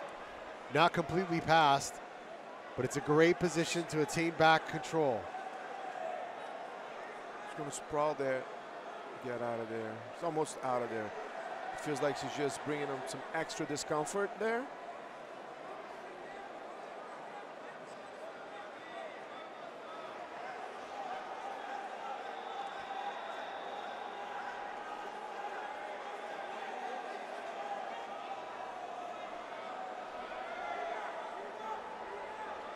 So we go for the back. Tamiris now gets an advantage. Up by 2 points, 1 advantage, 4 minutes, 30 seconds left. This is where, you know, Tainan really has to just switch her strategy. She's been, you know, allowing herself to be turtled, looking for legs, trying to prevent passing, but she needs to do something a little different here. 4 minutes left to go. Obviously, what she's been doing is not working here thus far. Thus far, correct. She needs to change it up and start attacking in some way. I know it's easier said than done, but this is not working. Unless she's going to pull out some Eduardo Telles type turtle guard sweep from 2002 that we don't know about yet. She's got to switch things up here. Got to risk a little bit more so she'll have a chance at winning. Because now Tamir is looking for her collar right there. Establishes a good collar grip from there. Tainan is going to be in deep, deep trouble.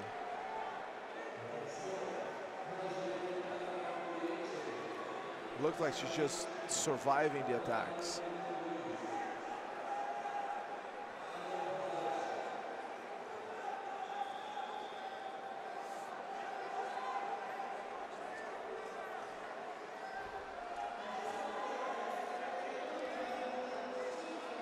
Three minutes left. Tamiris from Dreamar in a good position, punching that hand around the neck, trying to use the collars. It's a good position to get that clock choke. The Relógio. The Relógio. The Relógio choke made famous by Valide Ismael and Mario Sperry back in the day. Nope, Tamiris going for the back and allows the space for Tainan to get to the leg. Go to the leg, but not really getting to the leg, just grabbing the leg. Maybe Tamiris is like, you know what, I'll let you touch the leg, but you're not going to take it. Allowing her to believe in the dream. Yeah.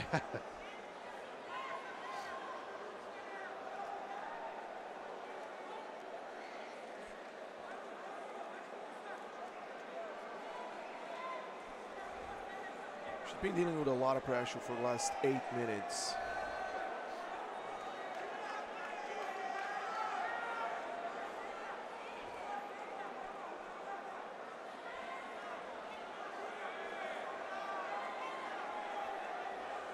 Tamiris now gets to the back once again. One hook in.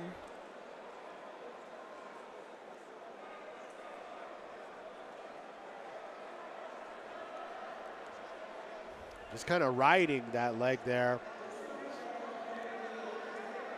Riding that topside position.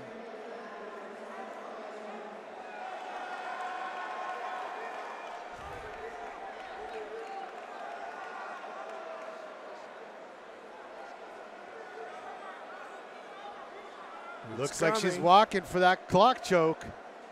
I mean, her legs are walking like a clock. Can't see how tight that right grip is on the collar, but this could be it. 52 seconds left. She's walking those legs, motioning like she wants to hit the clock choke. But now she's alleviated pressure. So even if she had the collar grip, I don't think she has it on right now.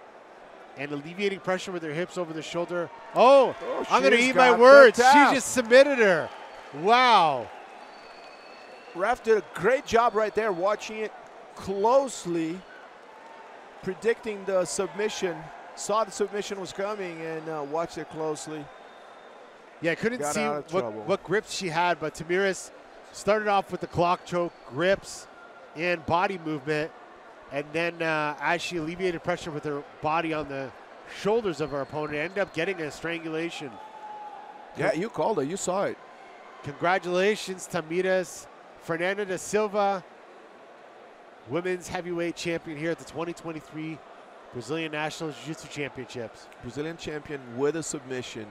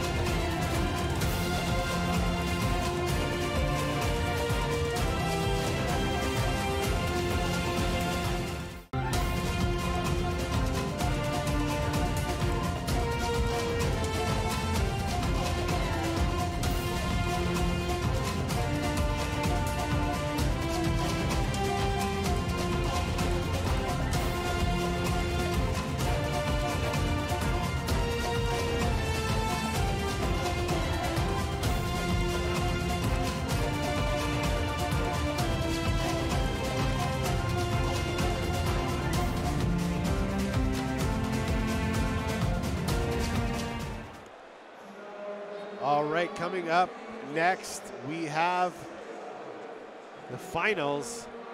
Another finals match here.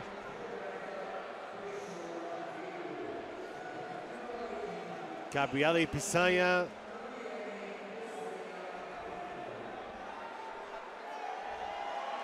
makes her way to the mat. And this is it. This is the woman to beat. There's been a lot of discussion here in Brazil. Who could beat Gabi Pisagna?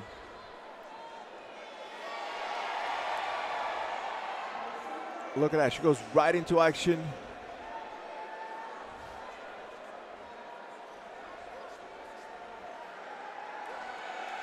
Did a good takedown attempt right there. Now back on it. Try to get those grips established again. Gabriele Pisagna versus Roberto Pessoa Vieira Ribeiro from Double Five. Gabriele Pisagna being coached by Marcio Gideos. Of course, from the famous Cidade de Deus, popularized by the famous children's novel.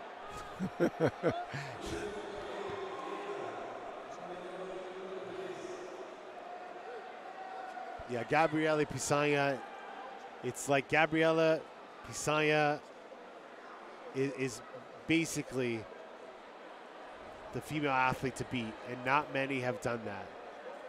Not many. And she looks better and better every time she shows up.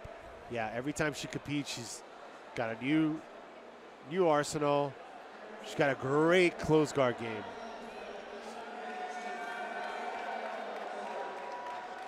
She really likes that collar drag from the standing position, and then once in the close guard, look for her to go for double unders. She'll play a wide variety of attacks there. Already established control of the left lapel of her opponent.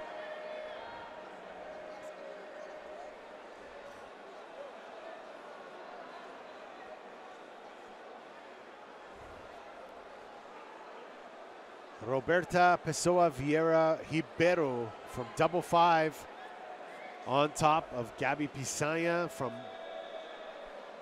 In Fight Jiu-Jitsu.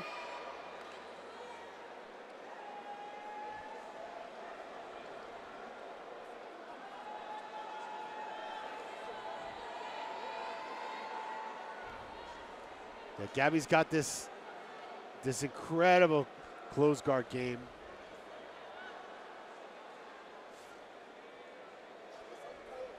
She'll do this, she'll do movements where she'll tangle up arms, make you feel like she's going for the right, and then attack the left all at the same time. And very, very flexible for such a big athlete. Flexibility and mobility. Yeah. Such a big girl. She's tall, she's very athletic. Now, that kick on the shoulder, that foot on the shoulder right there, causing the opponent to be at an angle to her, opens up a lot of doors right there. Yeah. If she uses it, she could slide back in her leg for the lasso. Look at that. As I said, she'll do something on the left, attack on the right. All the time. Bringing the arm back. She traps. Just keep watching both arms when you see her legs go up, because you just kind of don't know what she's attacking. She's very good at that. Nightmare to deal with those attacks. And Roberta's been doing it for 3 minutes now.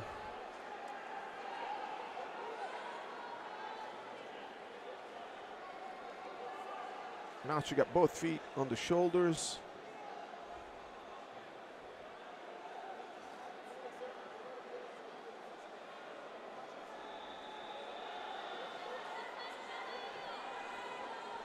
Seems like Roberta has double unders right there.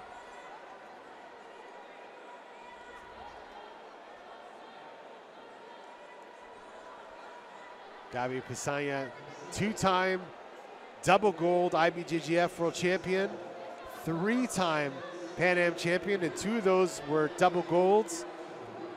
Two-time double gold European champion, and two-time double gold South American champion, and 2022 Brazilian Nationals double gold champion. She might just wrap it up. Yeah, she's got her legs right wrapped in now. a triangle, but I can't see where her opponent's arm is, if it's stuck inside, if she's just got a triangle over the head or if she's actually got an arm trapped. Can't tell from our angle.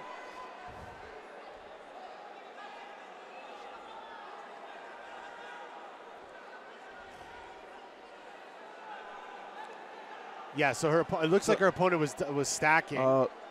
So both arms, but she was using the triangle to kind of limit the pressure that her opponent can present. And she was able to get her left foot back in the bicep now.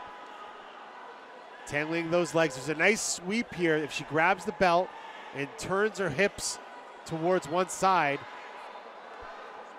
I think it's coming.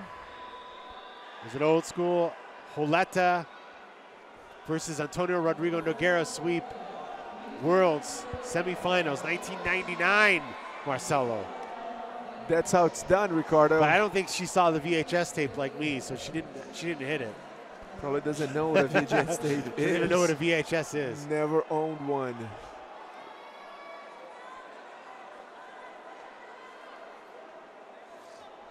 The famous Paquetá tapes.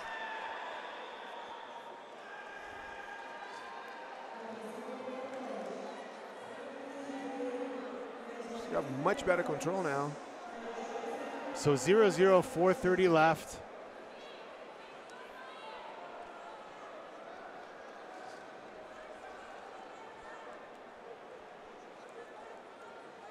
Once again, this is the ladies finals, super heavyweight finals of the 2023 Brazilian National Championships. Roberta Pessoa Vieira Ribeiro from double five against Gabriele Pisagna from In Fight Jiu-Jitsu.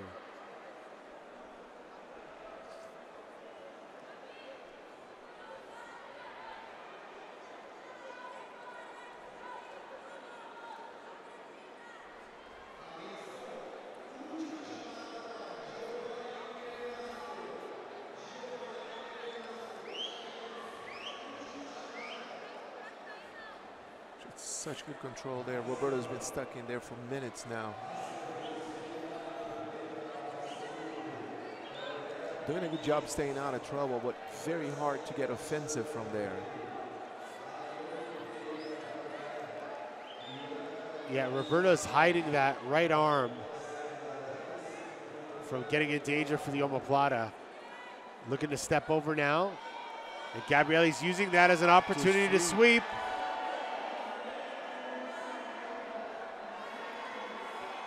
I don't know if you guys caught that, but Marcia Tadeos was yelling instructions, and Gabrielle just nodded her head and said, yeah, I know what I'm doing. Just chill.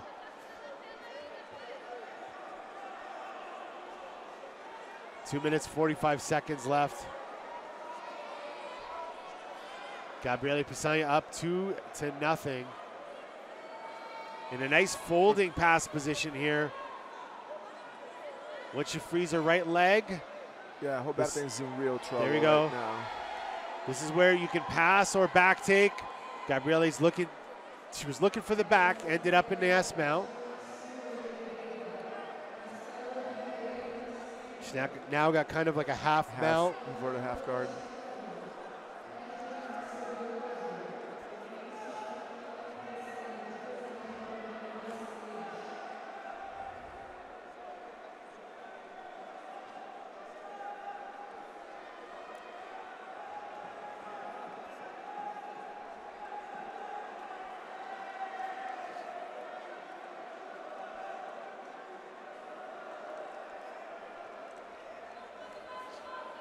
Gabriele Pisagna got like a nice little Kimura trap, gift wrap on the top position. Looking to free her left leg now, using that position to get to the back. Going for the arm bar here. Great position to either arm bar, triangle choke, or collar choke. As Roberta rolls out, looks like Gabriele is going to stick to the back, and it looks like she's got a leg laced. She's going to attack that arm and switch it to an arm triangle combination there. Going for the wrist, but Roberta frees her arm and is now trying to stack pass. Gets sucked right back into that closed guard. So with that, even though Roberta wasn't in like a contemporary half guard position as Gabby was chest to back, she was still technically in half guard. And as Gabby went to try to submit Roberta, they counted that as a sweep. As a sweep. As it began from the half guard position. The rule of thumb is always think back of where the exchange originated. And a lot of times those controversial points that you think are not real are, if you backtrack, where did the position start from? And it was from a half guard. Again, even though it wasn't like knee shield half guard or a deep half guard, it was a half guard nonetheless. A lot happened on the way to the sweep, but it was a sweep because it started from the half guard. That's where it originated. Now Roberta seems to be trying to get her left hand free right there.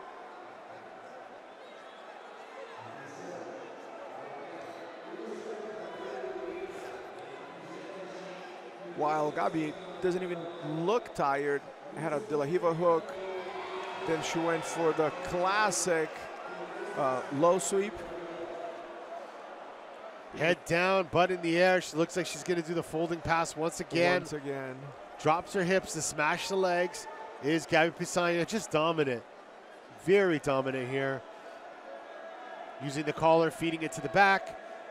That's going to control the hips. There it is. Slides her right leg right out of the guard. Passing points are up. Neon belly is on. Now mounted. She is racking up these points with 13 seconds left to go. I think it's safe to say that Gabi Pisagna is your 2023 Brazilian National Jiu-Jitsu champion. Very dominant ending, very dominant conclusion to this match. Last minute felt like quicksand. Gabi Pisagna calling for the stands.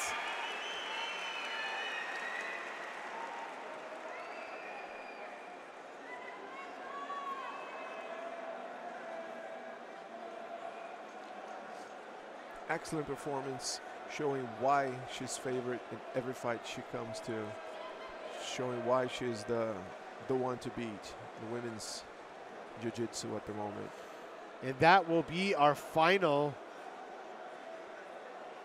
women's match, women's finals of the match, or of the event today, other than the absolute finals later on. But we're going to resume with the men's finals after the official decision here. Here we are for the official announcement.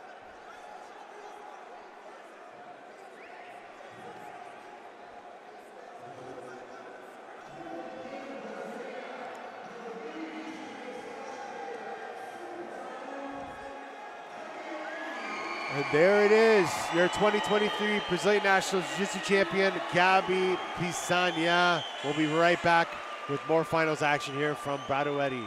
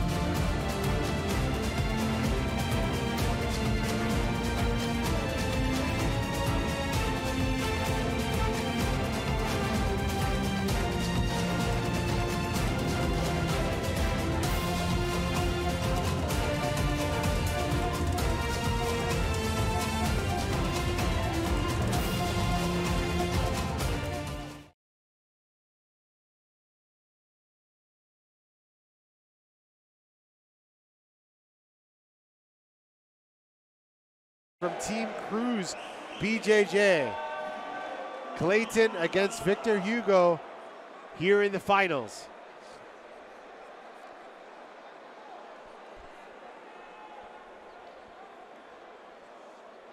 Clayton's been performing very well, performed really well today, already showed to be a real fighter, heart of a lion.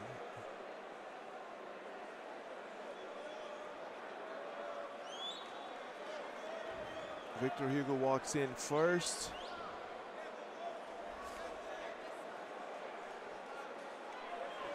Clayton Rafael Flores, Team Cruz BJJ, Victor Hugo Costa Marquez from Six Blades. Victor pulling close guard once again. Saw him do that earlier today. Looking for a little arm trap right away.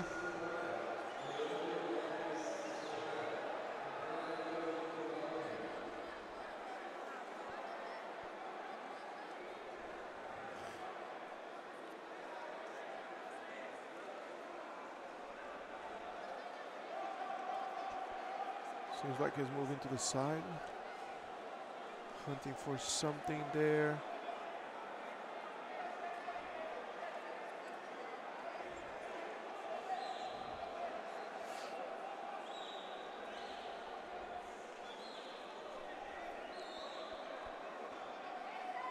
One minute down in this match, 0-0. Victor Hugo on the bottom of Clayton Rafael Flores.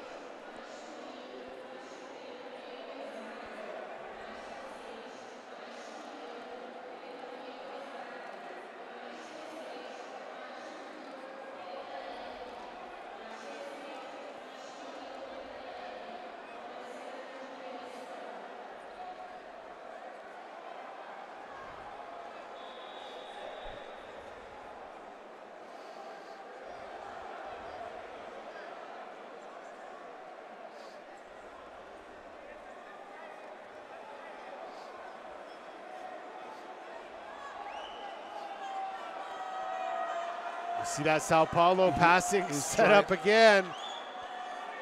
Oh, a little bit of a disengagement. Victor Hugo grabbing that collar. We saw Clayton in a war with Bonbon earlier on. The big what man. A fight that yeah. was. Local hero Crowd cheering, ooh, vai passar, I mean, saying, ooh, pass the guard, or oh, he's gonna pass. Victor Hugo has got that belt grip. Mayssa quickly gets to his feet. Try to fake guard pull right there and get an ankle pick. And then ended up pulling guard.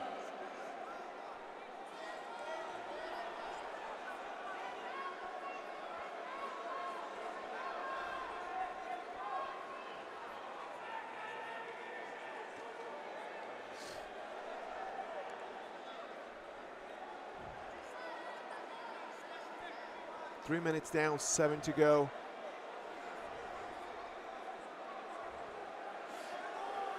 Gonna come up with a single leg right now. Oh! That was beautiful counter. Beautiful counter right there. Victor Hugo goes straight away to a back attack. But Victor Hugo uses the opportunity to get to the back of Clayton. One hook in. Gets both hooks in.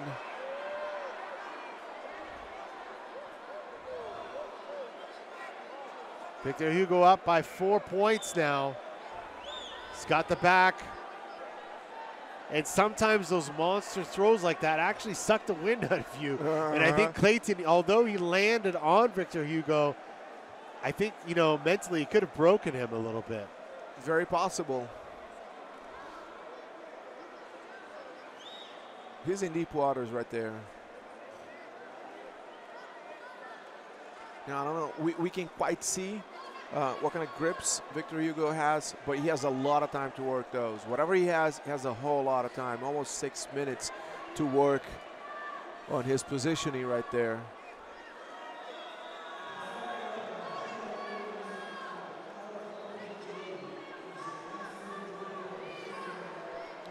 Yeah, it was 6 minutes, 5 minutes and a half left. More than enough time, especially when you're up by 4. Got both hooks in, life is good. Life is good right now for Victor Hugo.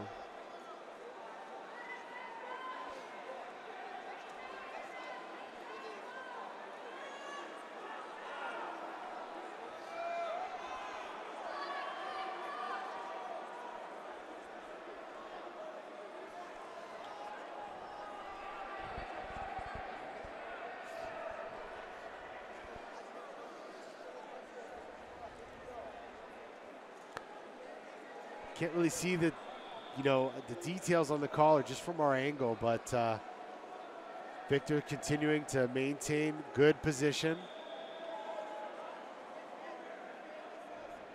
Seems like he's transitioning for something. He's gonna try something different now. Let go of the back control. Saulo Ribeiro in the stands here, coaching Victor Hugo from the sides. Saulo, a Brasileiro champion in his own right, back in the day. One of the greatest to have ever done it.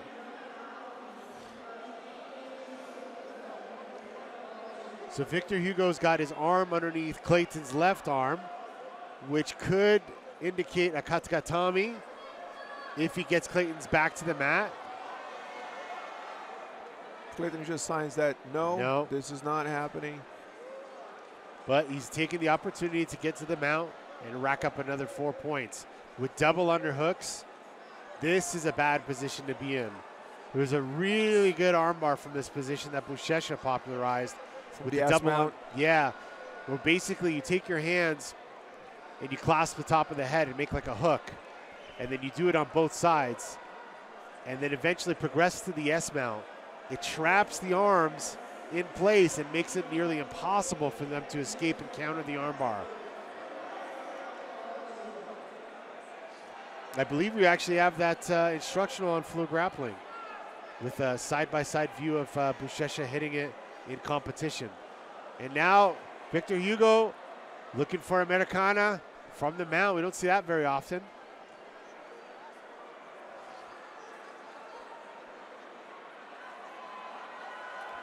Clayton forcing Victor Hugo to half guard there. I didn't see why the referee was giving a penalty. What was that for? I didn't get why either. Yeah, it looks like he gave it to Clayton.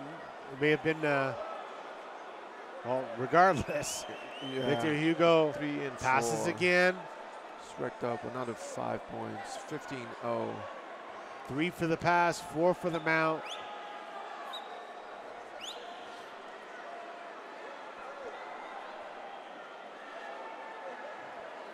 Two minutes, 25 seconds left in this match.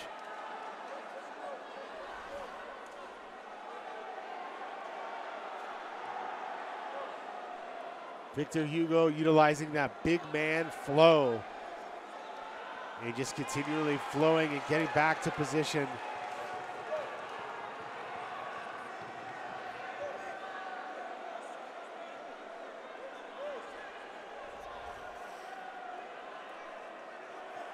And it really shows. His experience really shows. He's able to stay calm, get the points, go back, reset again, start a whole new set of attacks.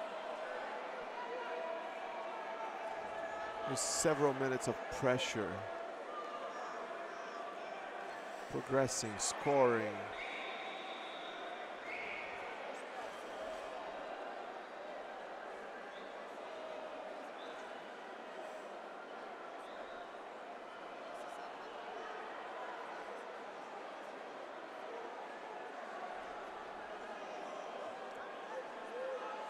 All right, 2 minutes, 15 seconds left in this match. Victor Hugo up by 15 points, 15-0, 15 zip, however you want to call it. Victor Hugo dominating this match against Clayton. Rafael Flores from Team Cruz BJJ.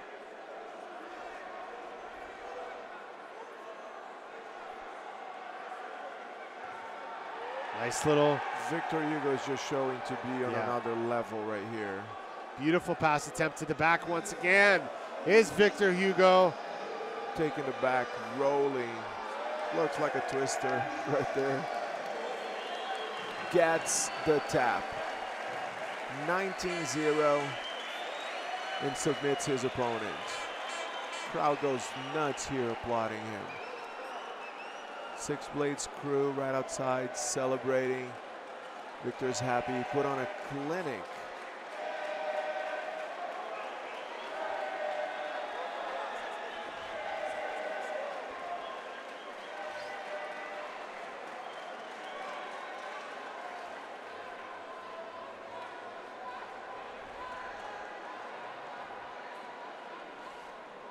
Yeah, absolutely dominant performance by Victor Hugo. Up 15-0, gets the submission, and is your 2023 Ultra Heavyweight Brazilian National Champion. Congratulations, Victor Hugo.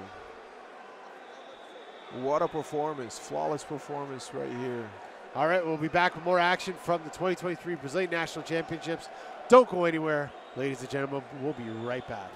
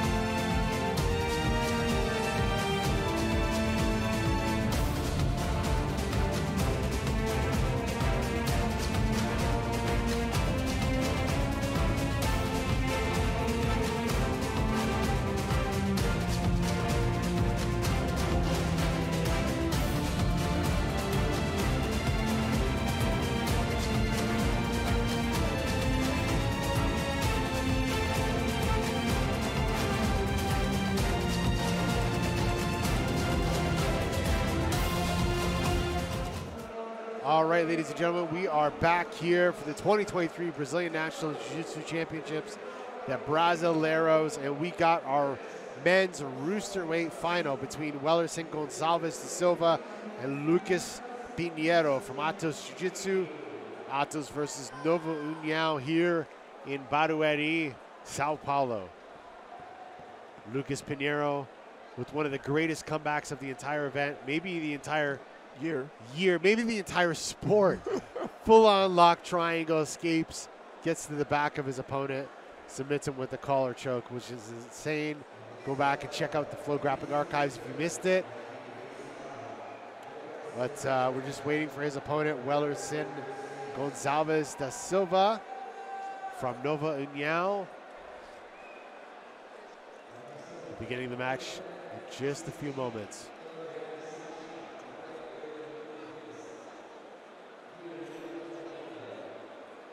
Got a fantastic comeback. Mayssa Bastos had a good comeback as well.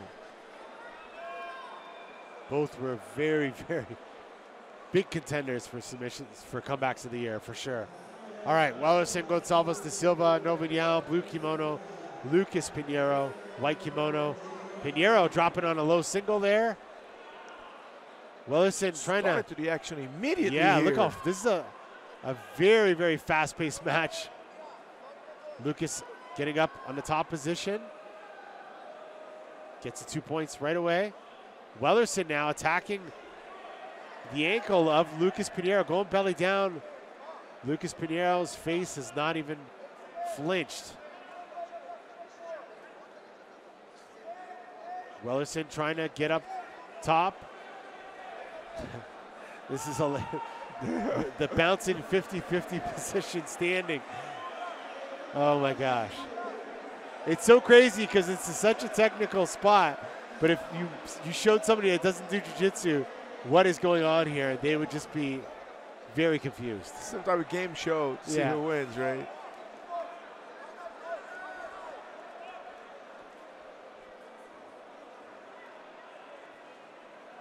Pinheiro now with a nice low shot once again. That's like his third low single attempt. And I think he's going to get an advantage for that. Possibly two.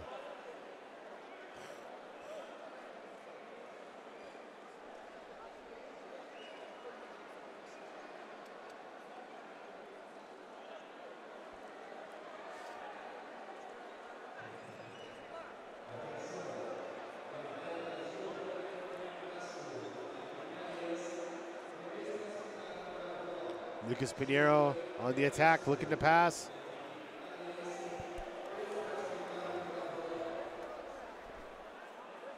Wellerson doing a great job of preventing that right sleeve from getting towards the head.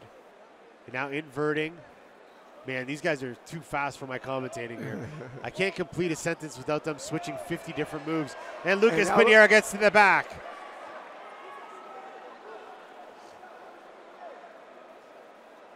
He's got good control there.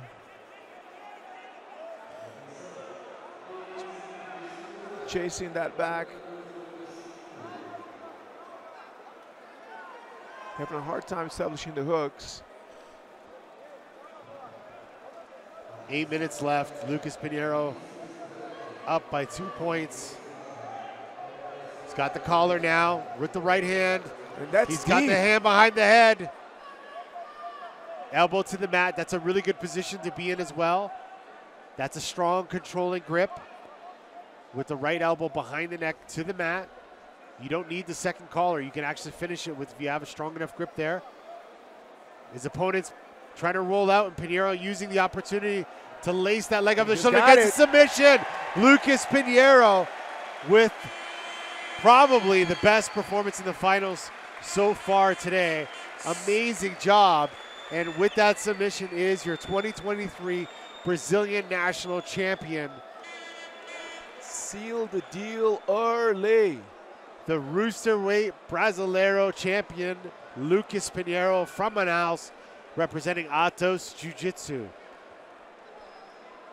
Came to Brazil to win.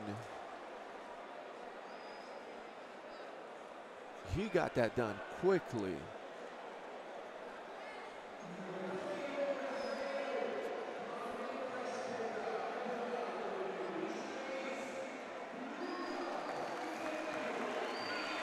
Lucas Pinheiro is your 2023 Brazilian National Champion. And we'll be back with more action coming up in just 1 minute.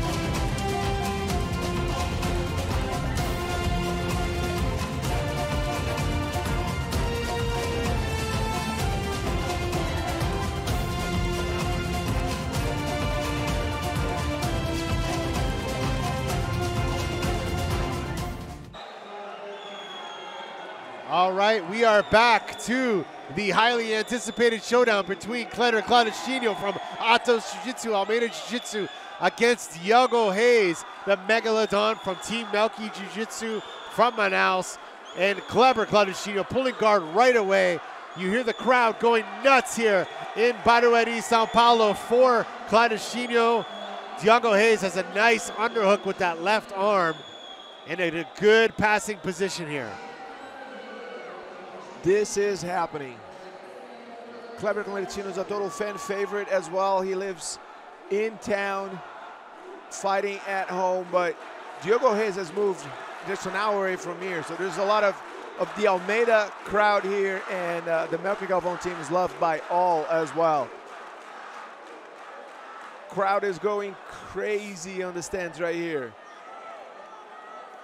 You know, nothing beats an educated crowd like we have here in Brazil, chanting, "Ooh, vai passar," or "Ooh, vai raspar," meaning, oh, he's gonna sweep, or oh, he's gonna pass. You know what I mean? You don't see those cheers in North America. This is the Brasileiros, that's why we're here.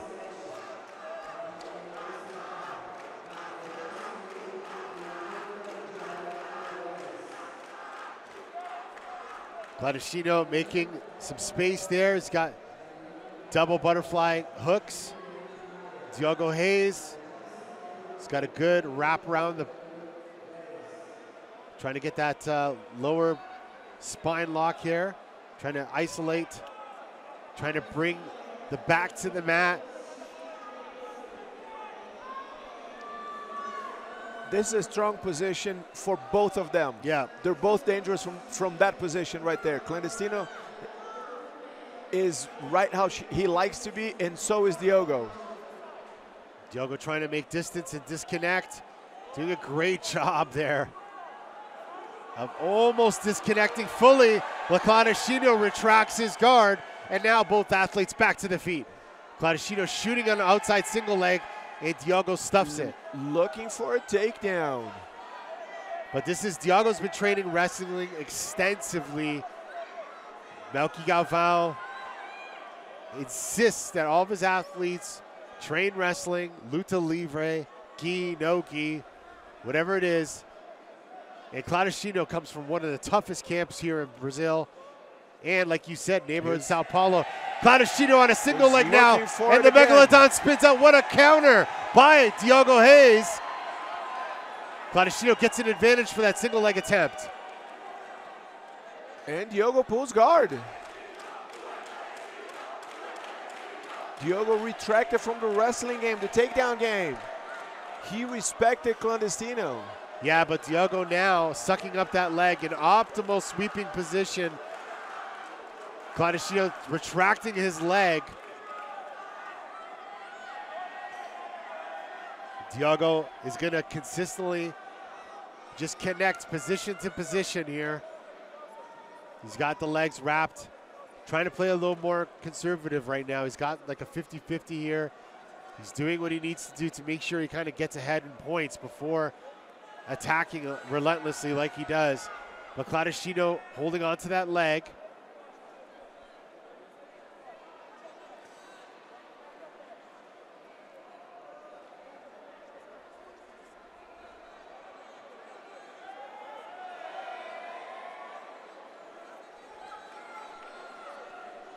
Now, we've seen them both playing this game before.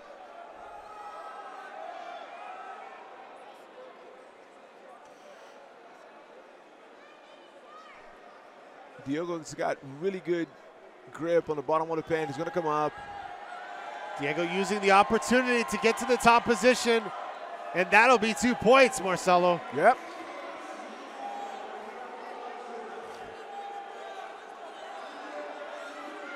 And Clandestino is not exactly how he would like to be.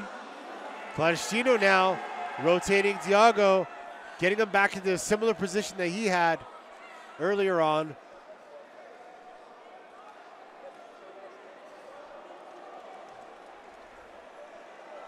He was able to adjust himself, to adjust his positioning really well. He was in a little bit of an awkward position right there, and Diogo was going to have an easier time passing. Yeah, Clandestino's got a very interesting grip there with the lapel, working that sweep.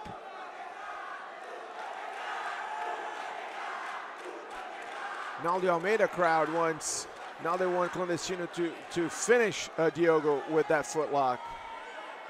And if he's training with Bianca Basilio, you know he knows his footlocks. But like Bianca Basilio, he uses the Bochinha to get on top. Threatens the sub to get the points. The 2 points.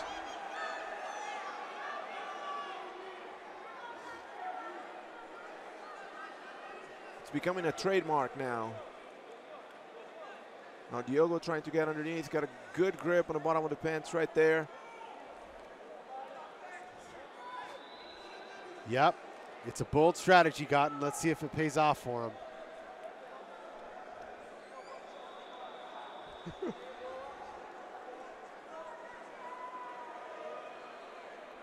Looking for a toe hold.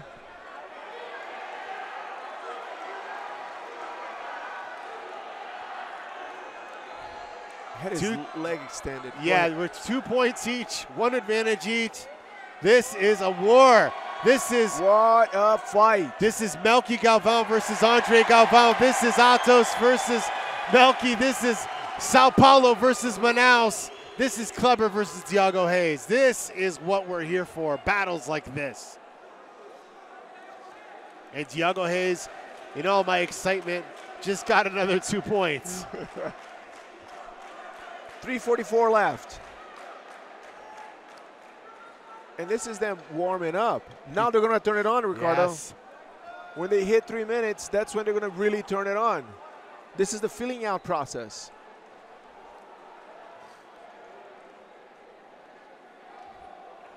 Up to now, they were just studying each other. Now they're going to start fighting.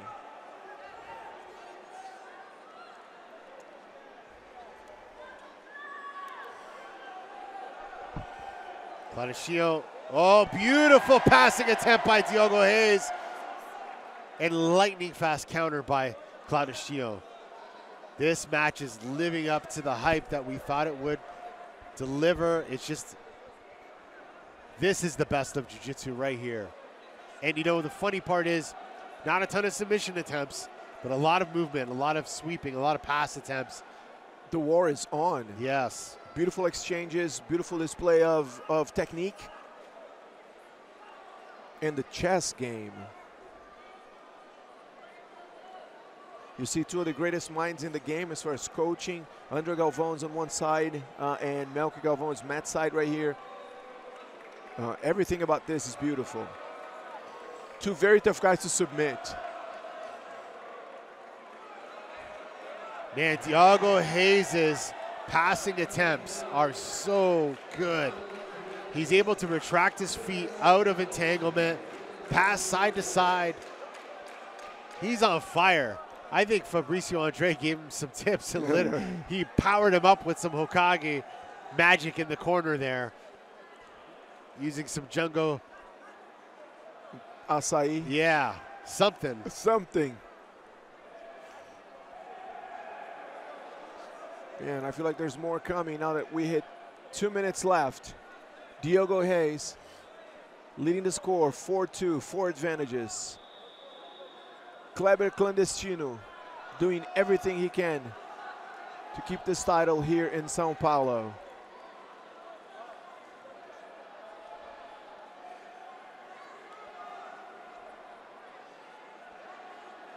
Now Diogo can generate a lot of pressure from there, holding the waist of his pants, of Clandestino's pants right there. Is going to try to move to the back, pass to the opposite side. You see Bianca Basilio at the side of the mat here, screaming words of encouragement to Kleber. But man, Diogo Reis is relentless. Trying to bypass that. Trying to get to the back now is Diogo Reis. Got the advantage. Wrecking up advantages. But now inside the half guard of Kleber Clandestino. And you can see a little bit of frustration on Diogo's face there. He did not want to end up in a deep half guard. No, Diogo Reis is up by 6 advantages, so even if Kleber swept, he technically wins, but Kleber now up. And he's about to do on it. a sweep. He's got the lapel wrapped around the leg. He's got a good position. Diogo Reis is bouncing on one leg. Kleber trying everything to make Diogo go down. But Megalodon is defending. Kleber goes to the opposite leg there. Switch to the other leg.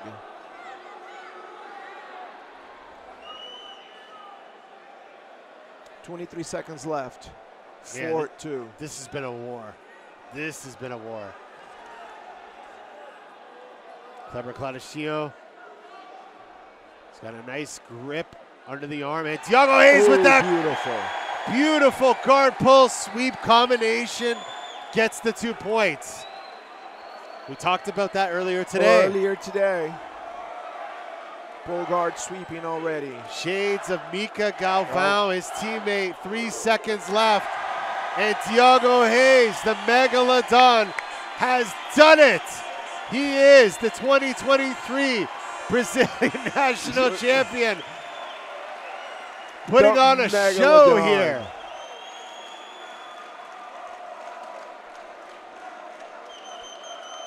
Beautiful display of jiu-jitsu for both athletes. Yes, they gave us a show. Absolutely. There it is. Diogo Reis, your 2023 Brazilian national champion, the light featherweight Brasileiro champion. Amazing performance here, showing off the Melky Galvão patch to the Almeida crew. All love, and we'll be right back with the featherweight finals coming at you from Barueri.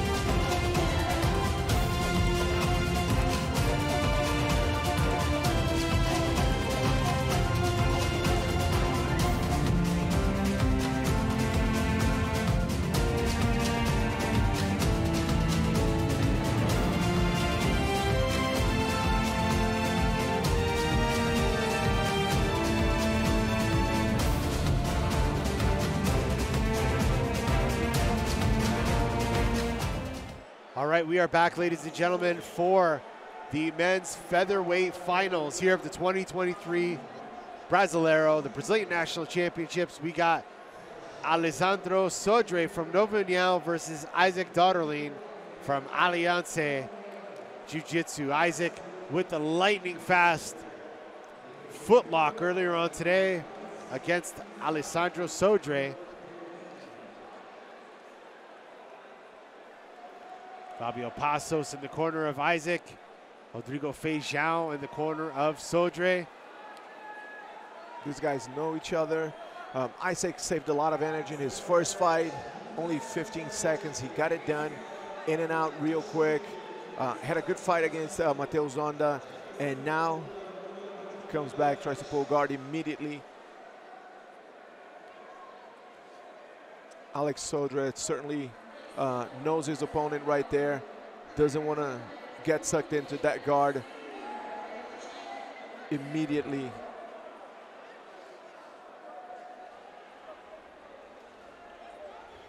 All right, now he's going to have to deal with. He's going to have to deal with Isaac Doederlein's guard.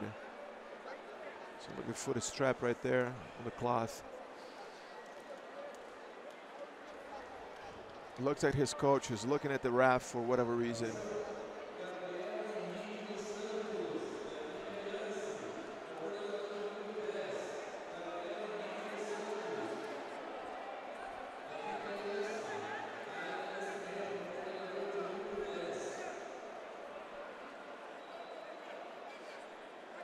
They're positioning themselves. There's a lot happening here. Nobody wants to risk anything. No frivolous attacks here, Ricardo. No frivolous attacks. But the referee is not having it. And he's calling for some penalties.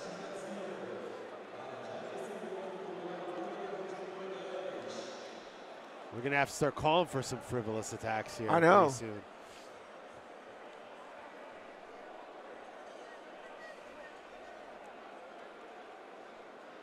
He wants the action. We want the action.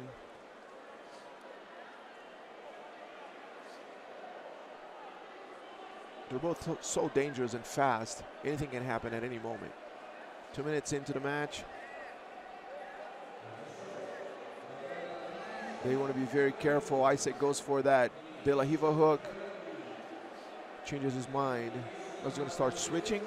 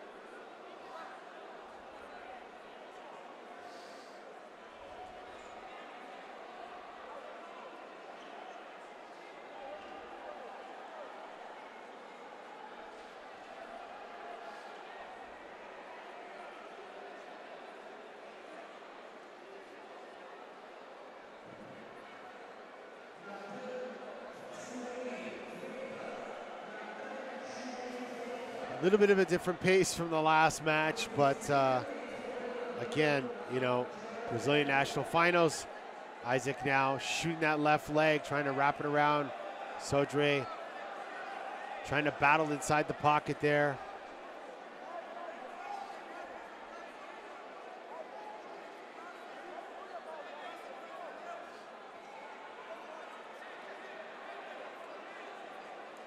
I feel like Isaac's not being as aggressive in this match as he has been earlier today. Well, with Sodre, you got to be real careful because Sodre's really good at stuffing any attacks if he gets to his good, you know, positions. So I think if Isaac's going to be looking to sweep, it needs to be to a dominant position where Sodre can't rally a counterattack, or he's got to get a leg. But Sodre's doing a great job of defending his legs at all costs. So it's very, very hard to defeat somebody like Sodre. Just so technical, and he knows how to sort of control and be a little bit more strategic, and it frustrates his opponents. Soldra controls the pace of the fights really. He normally is the one controlling the pace of his fights, and he's really good at capitalizing. You don't want to make any mistakes against this guy. Yeah. Capitalizes on something, you'll never get out of there.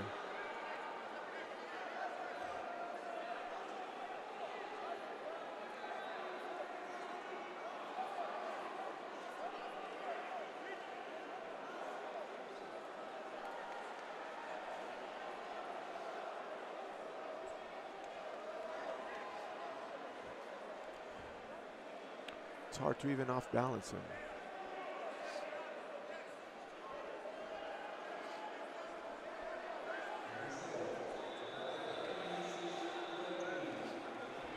Soldra disengaging. Isaac coming forward.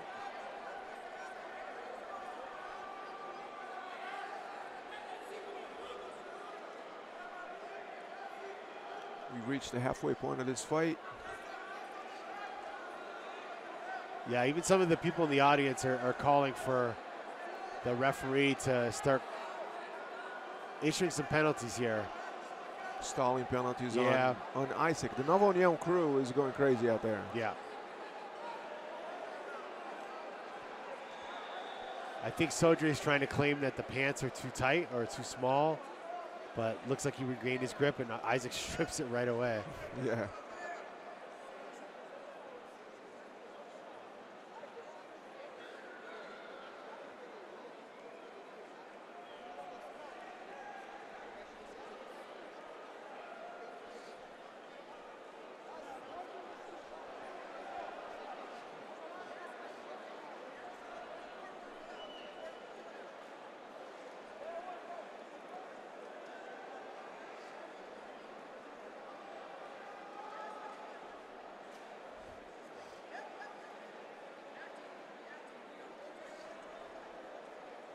Soldra now putting the pressure.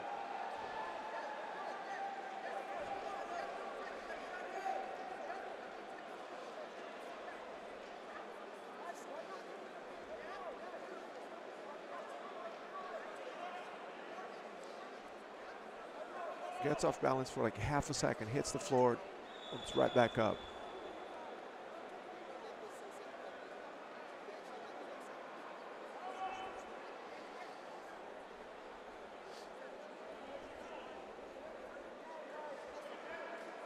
Really tense fight. There's a lot of chess going on right there. And much like chess, very strategic. Sometimes not a ton of action. A lot of strategy.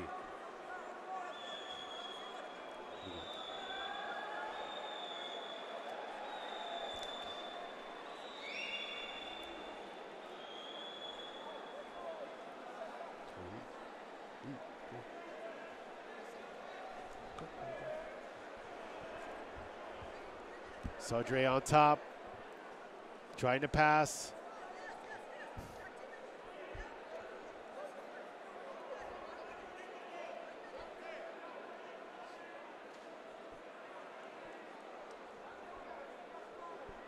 Three minutes left. One advantage each. Two penalties each. Very, very tight.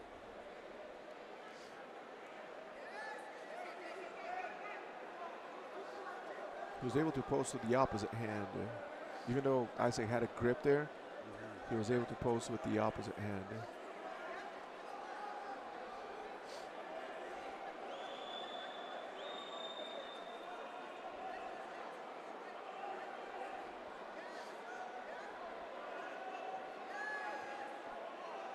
Soldra disengaging once again.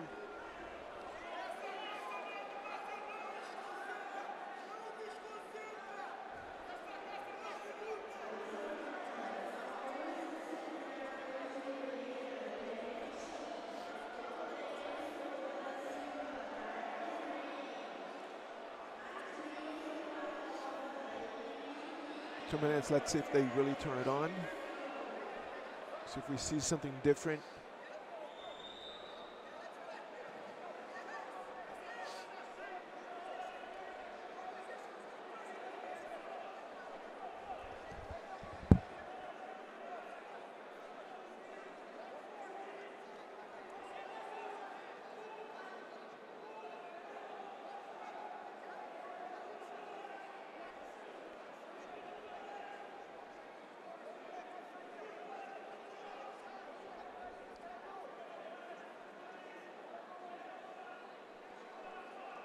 Time is running out. Minute and 20 seconds left. Alex Sodré is trying to address that hook in the middle of his legs, and we go right back into the story of this fight. Combat base, really strong grips, sleeve control. Isaac has not been able to explode out of that position. His foot trapped on a cloth right there. Alex Sodré has really good posture, really good base right there. Hasn't been off balanced throughout the fight. Isaac now tries to turn it on. He's trying to come up with a single leg, but Alex Sodré is not having it. Display of intensity right here. Technique, strength. Turning it on. They know there's just a few seconds left. 0-0, one advantage, 2 penalties for each of the athletes. 10 seconds to go. Now they go for it. Let's see what they can show us. There's a few seconds left. This has been the story of this fight. We finished the way we started. Go for judge's decision.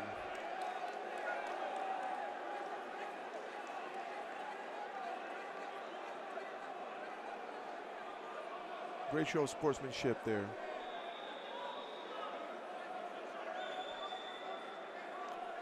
Let's see what they think of it. Will they give it to Alex Sodré? Will they give it to Isaac? Isaac played bottom the whole time. Sodré played top. Split decision. Isaac gets the nudge.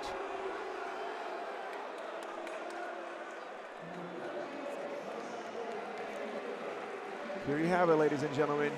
Isaac Doederlein, your new Brazilian national champion, 2023 Brasileiro champion.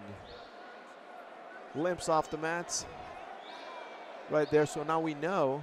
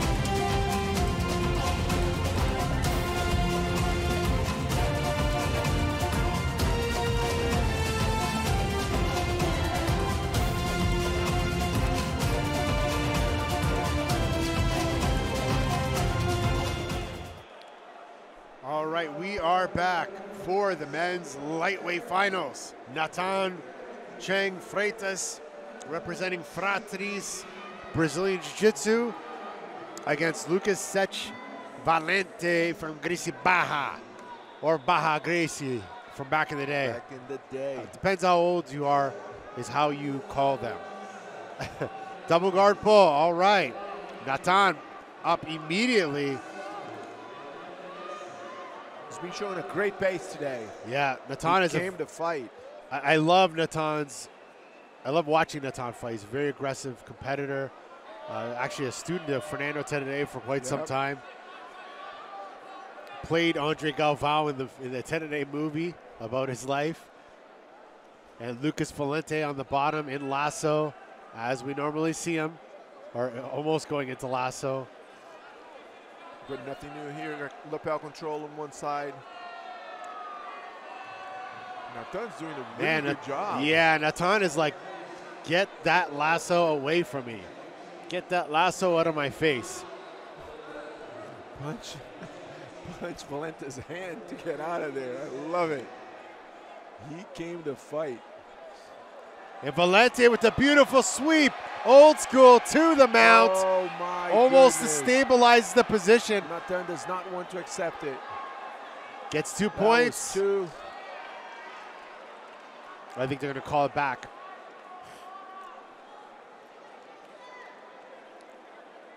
Let's see what they're going to do with it.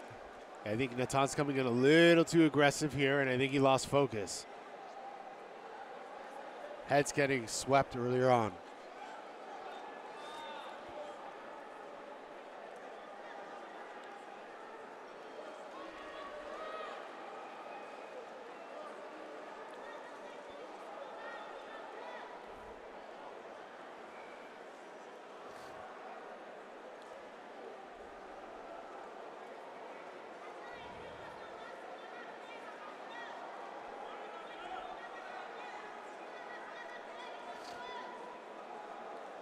Lucas got control of that lapel underneath the left leg of Natan Schwang.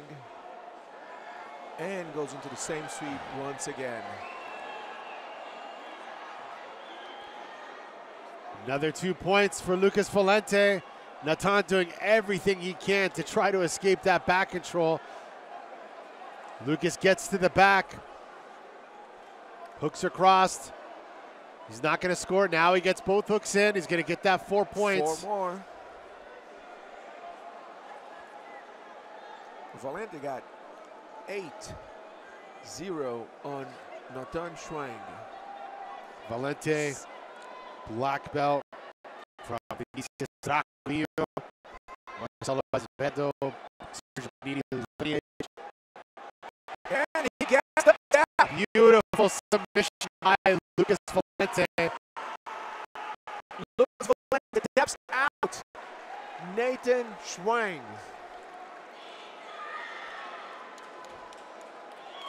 Valente was on a mission here at the Brasileiros to show everyone why he's amongst the best of the best. And he did it. Yeah. Couple submissions today. Definitely not playing a reserved game as we sometimes see him do. He was here to prove a point today. Not in this final.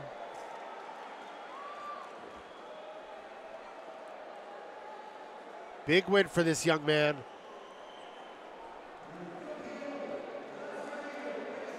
And that is it. Lucas Valente is your 2023 Brazilian national champion in the lightweight division.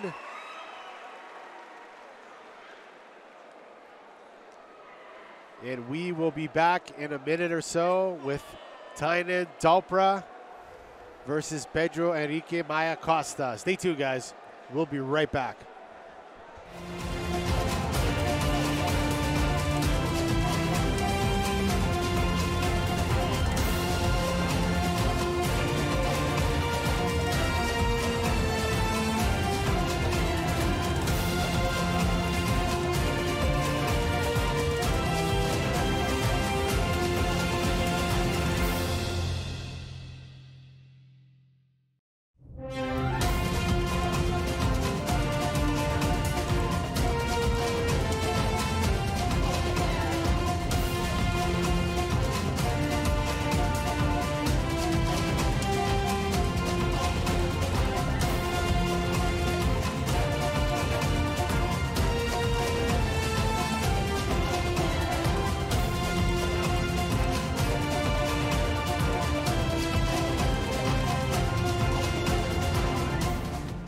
All right, ladies and gentlemen, we are back here for the men's middleweight final.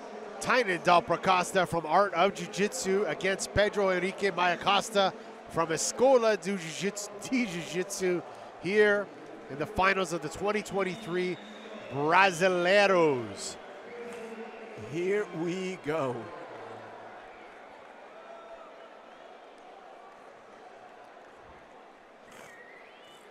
Now Tainan Dalpra just went over to Pedro's corner. Saulo Ribeiro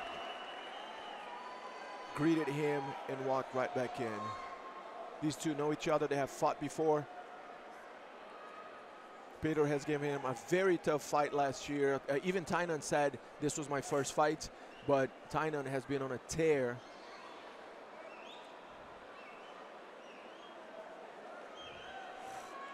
Every time he shows up, he competes, he's more and more dominant.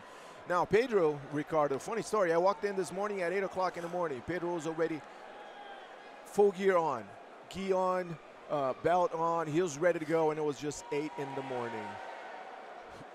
He wants to beat Tainan. He's been training for this. He wants to give him a fight, and he wants to finally beat Tainan. Let's see if he can do it today. And if he does, he will make a name for himself here at the Brasileiros, as Tainan is undefeated in IBJJF black belt competition. You know what I'm noticing about his opponent Pedro there is he is very alert, and he's just, every movement he was trying to just be one step quicker than Tainan, but Tainan was able to eventually pull close guard. So we'll see how this time from their last time they competed, he was able to study and address any of the issues that he dealt with when he originally competed against Tainan Dalpra. Let's see what kind of tricks he's learned, or if the game he's evolved for this young man. Pedro Henrique actually down by 1 advantage.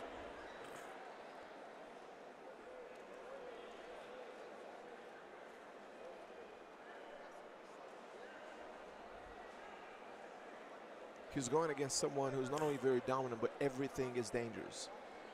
Everything is perfect and precise. That's the thing with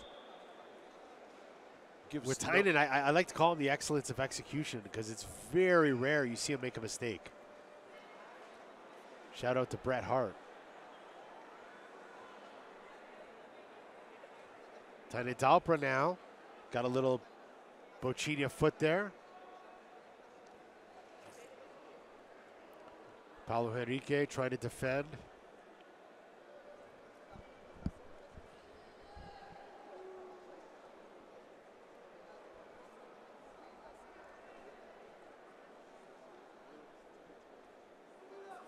Now they both come up, but Tainan has a good grip on the bottom of Pedro Maia's pants.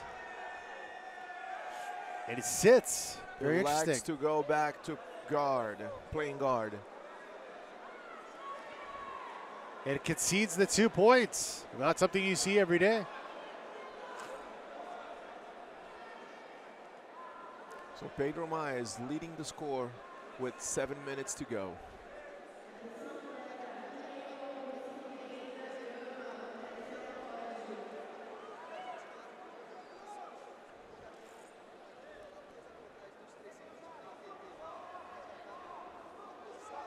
Pedro Maia doing a great job of countering so far. He's really able to anticipate. Tainan trying to come up. Pedro Maia got there earlier.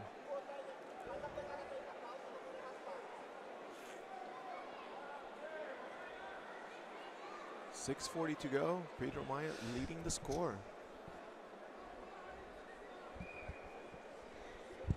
Pedro Maia, who lives in Brasilia, the capital of Brazil, opened up his school, his own school, about a couple of years ago. But continues competing at the highest level. Tainan's got this modified X guard, now using it to invert, to get to the back, to get on top of his opponent. Oh, he's got the arm trapped. One hook in, out the back. On the back, I should say. Gets the advantage. Now hunting for that back.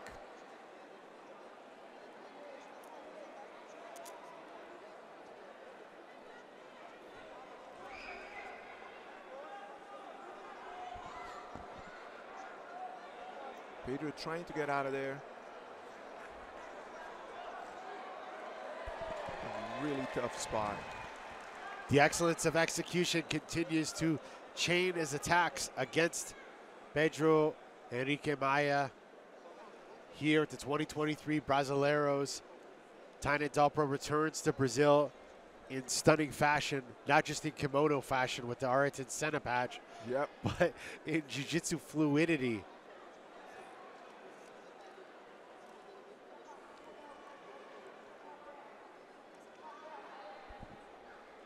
Can't quite see what's going on underneath there. He's got really good mount control. Controlling the back right there. Seems like he's got a body triangle on Pedro.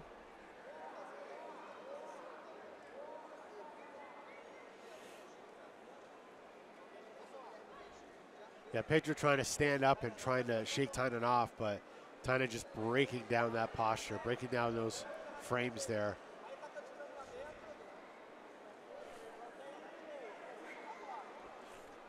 A little risky to play into such a position towards the edge of the mat. Obviously not their choice, but they got to be careful there. Because if Pedro spins out, if Tainan has a submission, that could cost him some points. Yeah.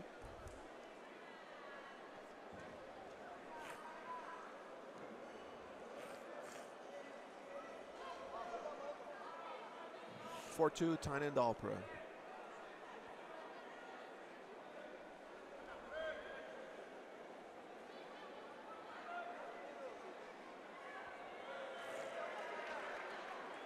Hunting for that neck. Yeah, referee's going to stop the action, restart towards the center, or somewhat towards the center. But we definitely don't want to see the match change any sort of momentum because of the position there.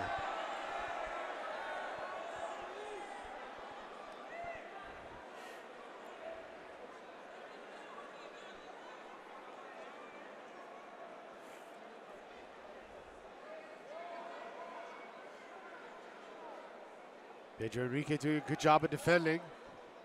Was able to defend the choke.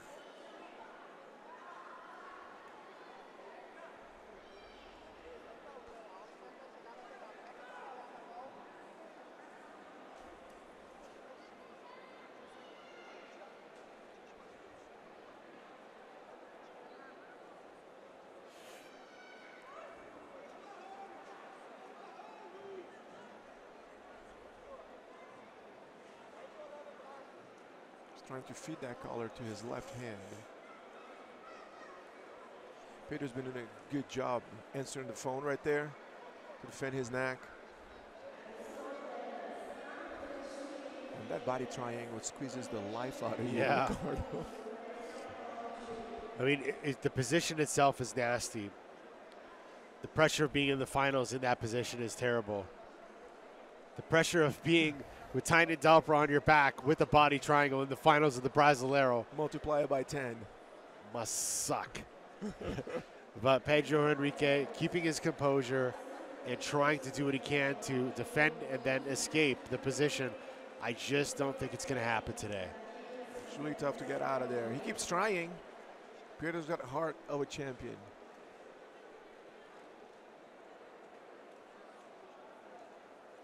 Having a big heart is not enough to beat Tainan. You got to have a big heart and a big technique library and a big amount of experience and the right strategy. And the right strategy.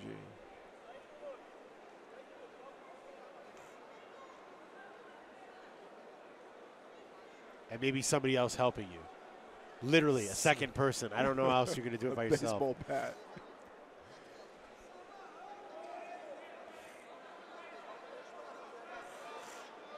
It's funny because some of the people in the crowd are saying Tamahanda, which means he's stalling, but no, he's dominating. How could you say that's stalling? It's hilarious.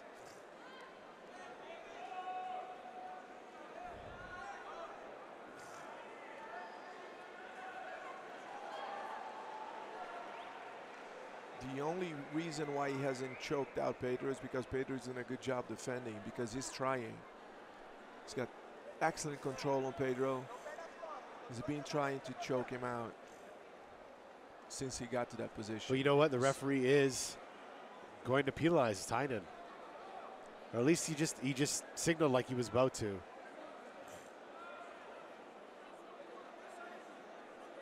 I think he got it called back. Mm-hmm. Yeah, what do you want him to do?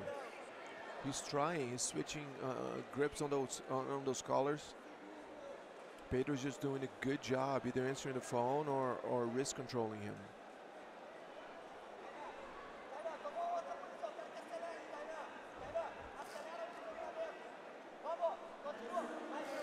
Now Guy's calling for action.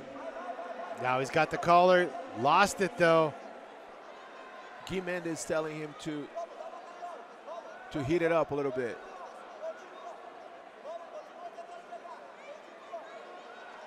He's like, let's go, keep going, turn it up, turn it up.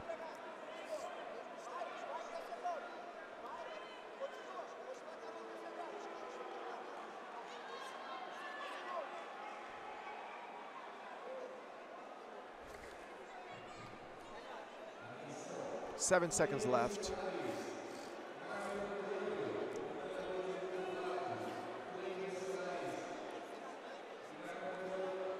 Now, technically, if Pedro Enrique can shoot a double and score and get two.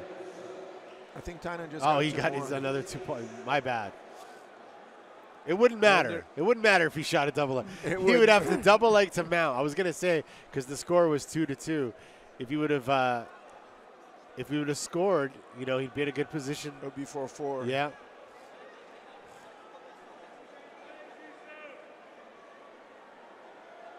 Seven seconds left. Tainan is on his back.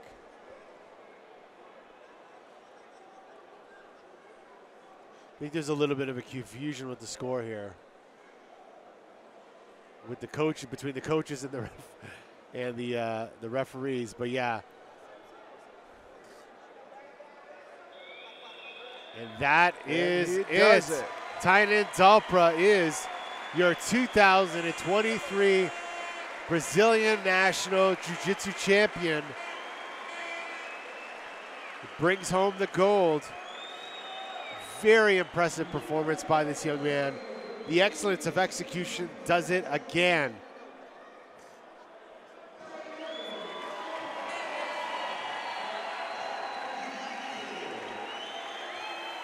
Tainan Dalpra, Brazilian National Champion. All right, guys, coming up, we'll have the medium heavyweight finals in just a few minutes. Gustavo Batista versus Matheus Spirandelli. Don't go anywhere. We'll be right back.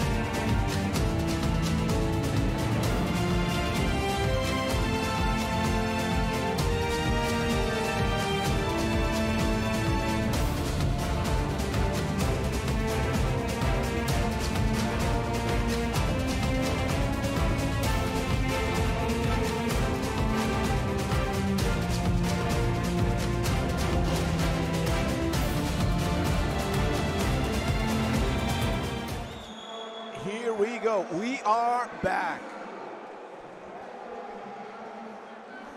In just a few moments, we will have Gustavo Batista from Atos headquarters down in San Diego against Matheus Spirandelli from Alliance Jiu-Jitsu headquarters in Brazil as well. This is everything it takes for a great match.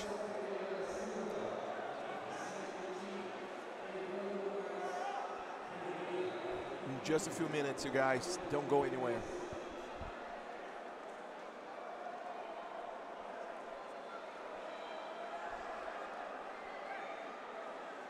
Gustavo Batista, Matheus Spirandelli, both very technical fighters. Neither accept any position from anybody.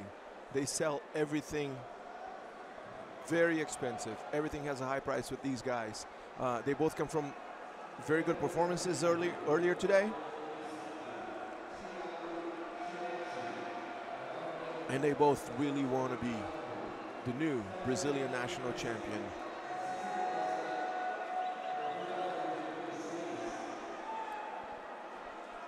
Here we go, they shake hands, fist bump, lock horns immediately. Braguinha trying to circle around.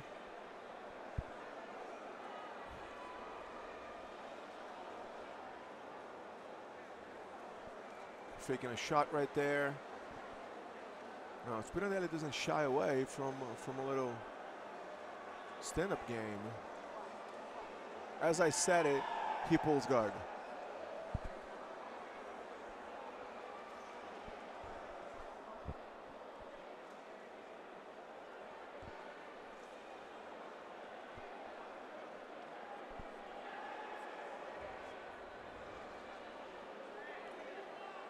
Now Spirandelli is ready to, he's going to have to deal with one of the toughest guard passers in the game.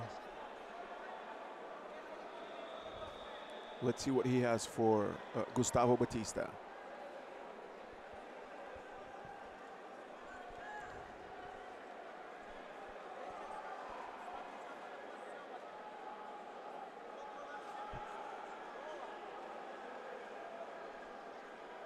Establishes a modified lasso on Gustavo's left side, trying to control the bottom of the pants. Gustavo denies that.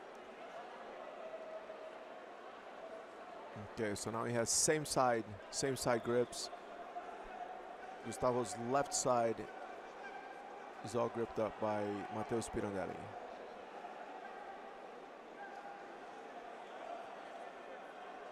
Pan control. And Matteo sweeps Gustavo Batista.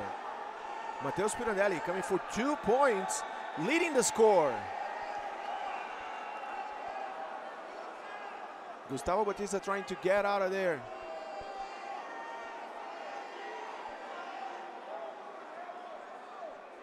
He gets an advantage for passing.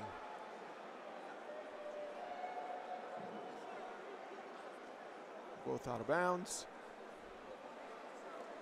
Matteo Spirandelli leading the score, 2-0, advantage. Now we're going to get to see Gustavo Batista playing guard.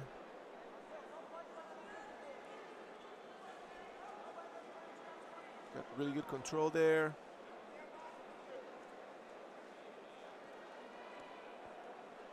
Sleeve and pants.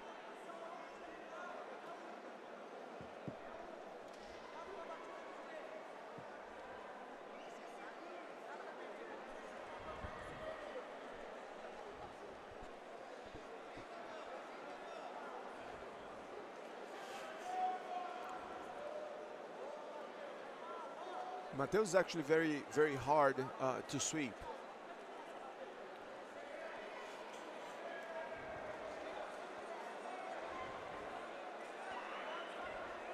Gustavo's going to have to be very aggressive there.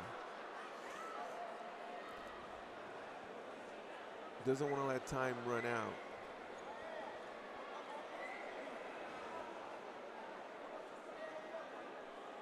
Mateus Spirandelli Souza from Aliança Jiu-Jitsu against Gustavo Batista Braguinha from Atos Jiu-Jitsu. Atos versus Alliance here at the 2023 Brasileiro Finals. Men's medium heavyweight finals matchup. As we mentioned earlier, Braguinha, very, very technical guard player, very technical passer. He's got some of the best passing in the entire sport.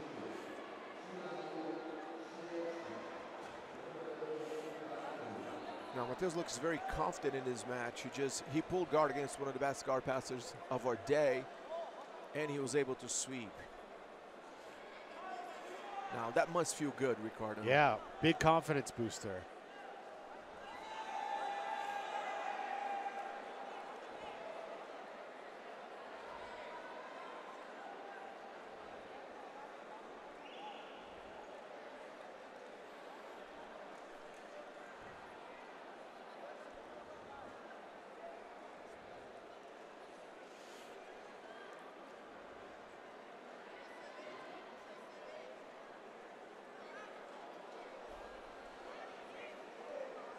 We're coming up on the halfway point of this match.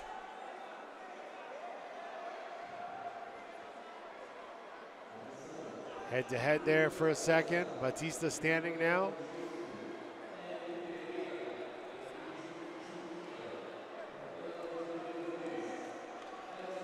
We see Serginho Moraes outside, coaching Spirandelli as well. Dimitri Souza as well.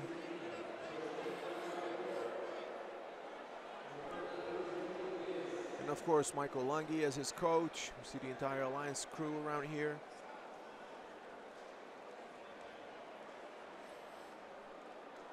And for Braguinha, you see Luisa Monteiro right there. Obviously, Andre Galval. Now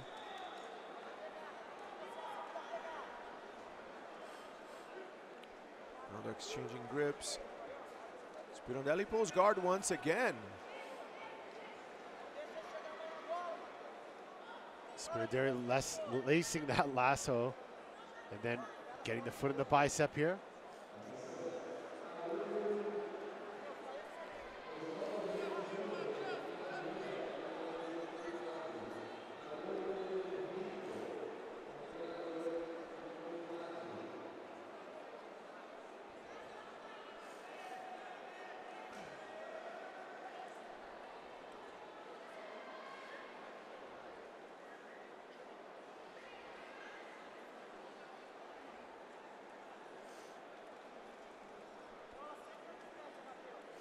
Spirandelli with his foot on the face, basically, on the neck of Gustavo Batista.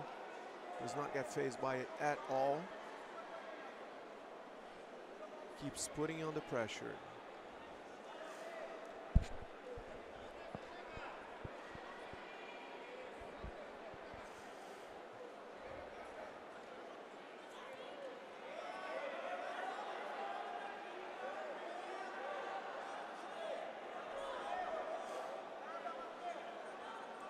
Nice stack there by Braguinha, but Spirandelli's got that pant on the far leg there, left pant leg, and he's got control of Braguinha's sleeve. So if Braguinha moves too much to the right side, he can end up getting swept. So that's why he's continuing to stack and trying to pass to the left.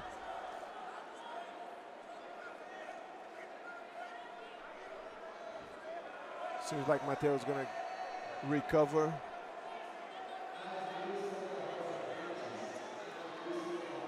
So underhook now for that right side of Braguinha. Lets it go, goes to the collar, trying to bring him a little tighter.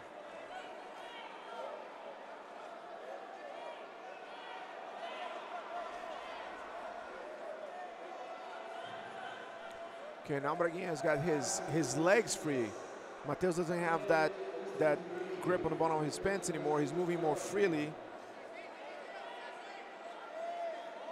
Might be able to put more volume on Mateus right now. It's not allowing Mateus to grab his pants again.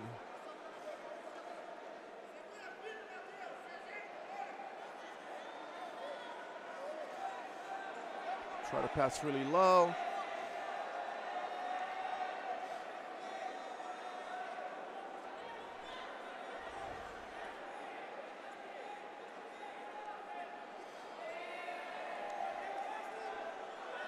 So Braguinha brings him back down.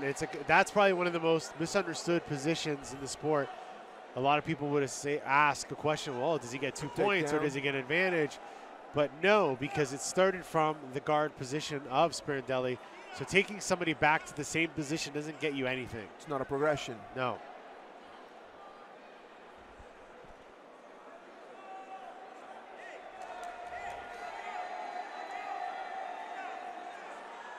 Back to the feet now.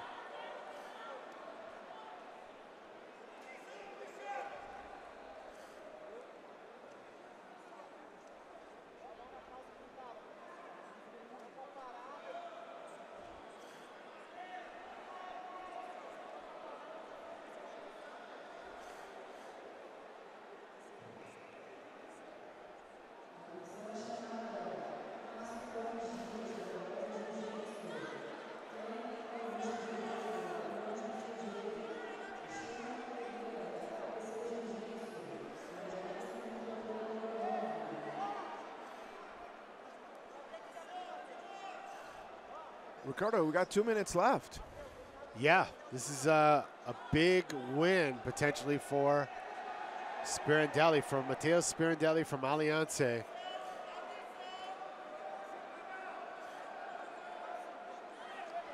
But do not count. Oh, and Batista with the sweep to the top position. I was just going to say, do not count him out. Beautiful sweep. Now gets to the back of Spirandelli. Wow. And Batista gets the collar with the right hand. He's stretching him out for the bow and arrow. He's got the leg over. My goodness. He is going to submit.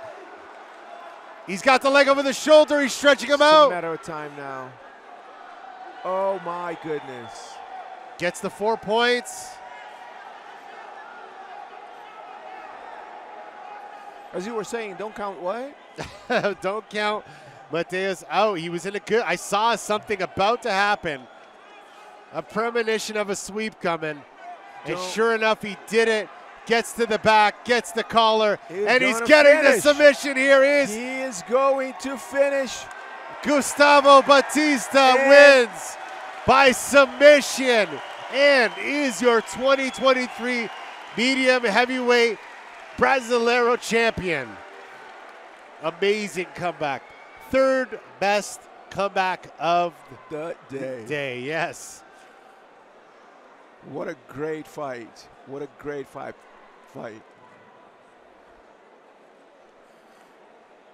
Props to Spirandelli for bringing it to Braguinha. But in the end, Braguinha was able to pull out that sweep, go to the back, take the back, score the 4 points, and strangle his opponent. Showing why he's considered one of the very best of the best. Absolutely.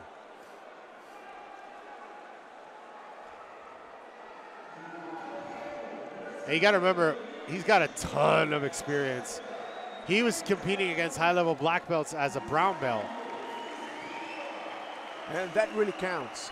Absolutely. When it gets to these high-stakes, high-level battles, when you have more experience, that gives you an edge.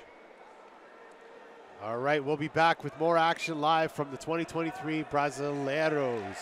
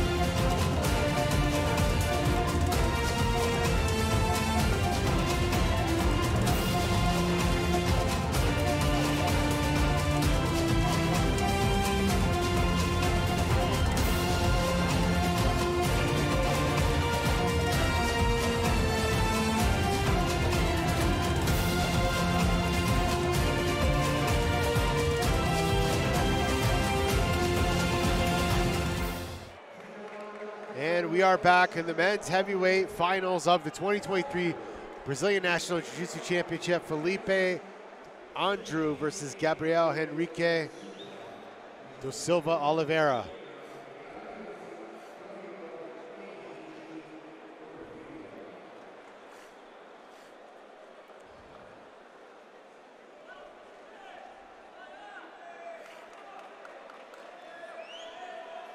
Here we go.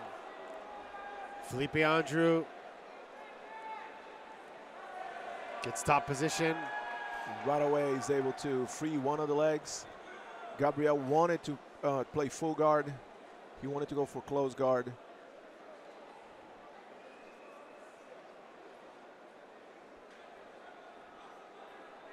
Gabriel getting a penalty for the grip on the pant. He's talking to the ref. Yeah.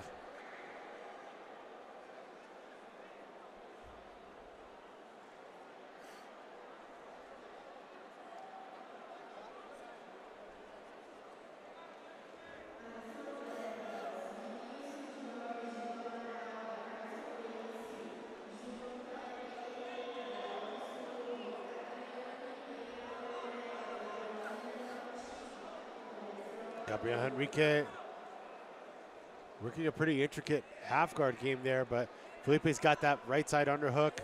Nice cross face there. Looking to pass, putting tons of pressure. That shoulder on your face is nasty. Yeah, he's making him pay. And he passes right to mount from there. He's done it before. It's one of his trademarks.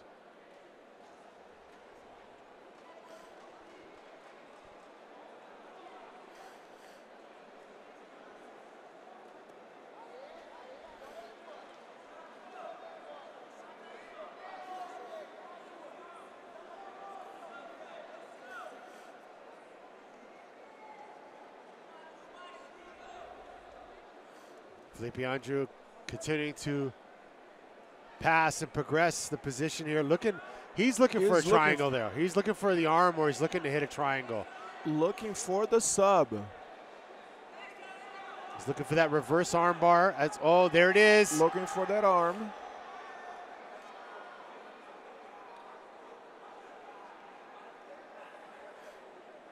I mean, there's two things that arm bar attack does, is either gets you the submission or disrupts the bottom player's guard play. So it's a very effective move.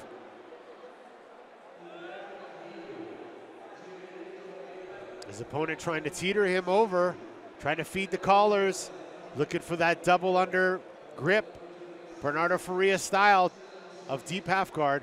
Look for him to walk towards the right and then bump to the left. I think Fellipe is waiting for the attack. He's got, look at the collar position that Fellipe has. Left hand kind of cross-facing a little bit of his opponent here.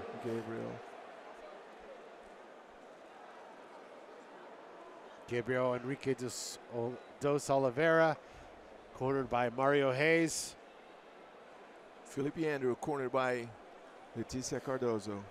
Still life. And what I don't see with Mario Reis is the scarf or chimarrão, which is very rare.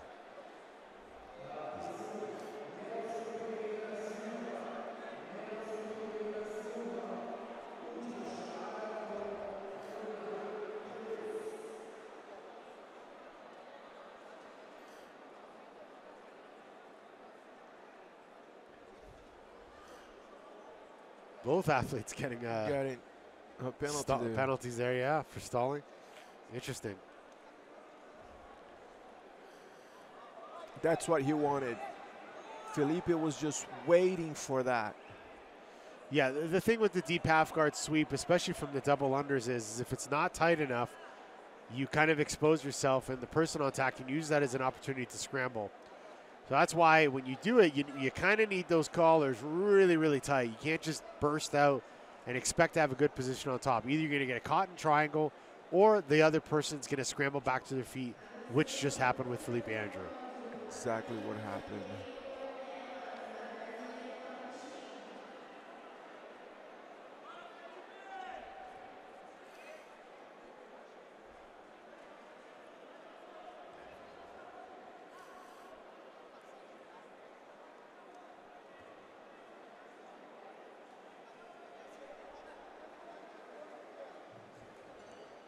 Fellipe is winning by 3 advantages.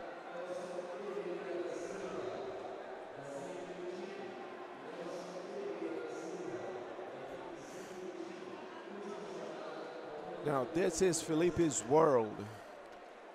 Yeah. Lasso in. It's a little deeper than he likes to use for that triangle, but it's still there.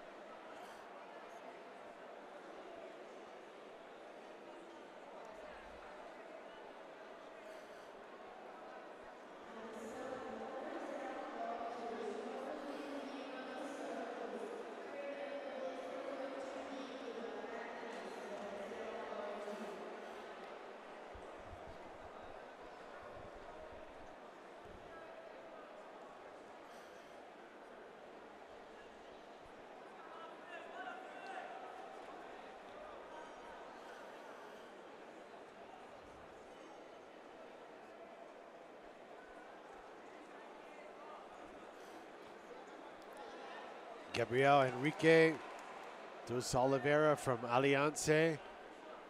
Team Mario Reis on top of Felipe Andrew as well from Aliança. Oh, Team Johnny Faria. both defending the Alliance flag. Now it seems like Gabriel is respecting Felipe's guard with just a little under 4 minutes to go.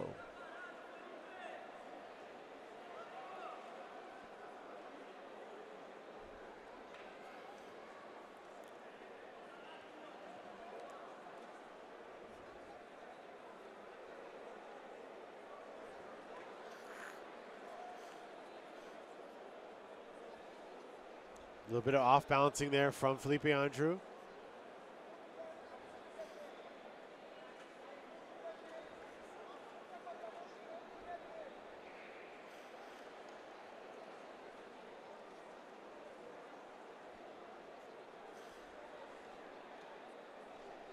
Now, if you're going to pass Felipe Andrew's guard, you got to be more aggressive. If you allow him to keep readjusting himself and repositioning himself, setting up different attacks, you're going to have a long day.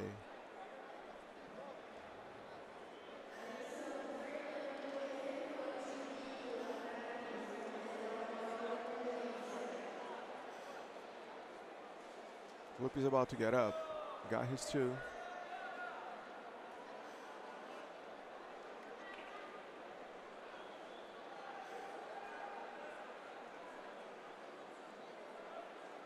Gabriel scooping that leg up.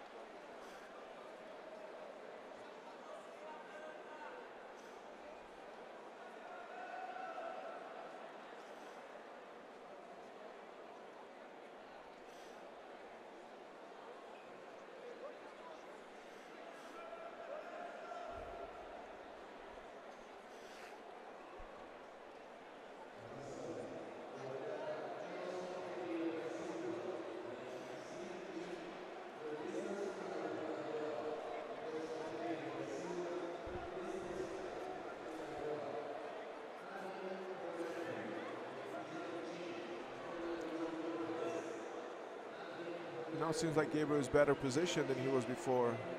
Fellipe readjusts himself really well there.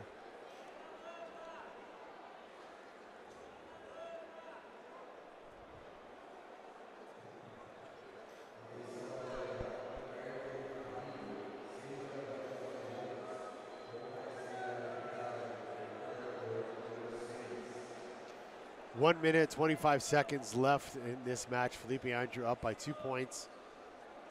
Got 3 advantages.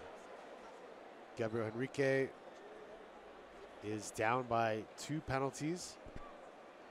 Looking to sweep Felipe Andrew, but Even if he does, Ricardo, yeah, he's still behind. Felipe Andrew just hopped past the guard of Gabriel there. Stabilizing side control now, gets the collar. Look at frustration on Gabriel's face from Mario Reis.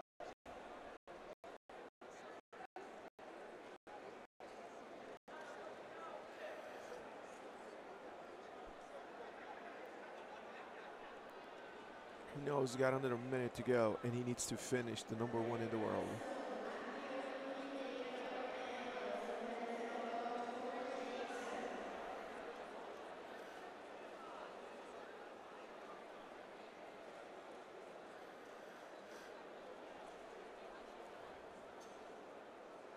"20 seconds left in this men's heavyweight finals match. Felipe Andrew against Gabriel Enrique.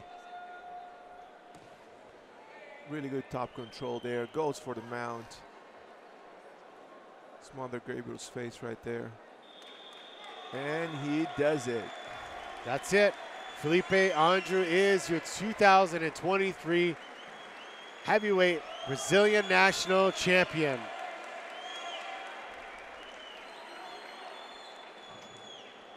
He's going to take that gold medal home to the boys at Johnny Faria in San Diego. There will be a celebration, that's for sure.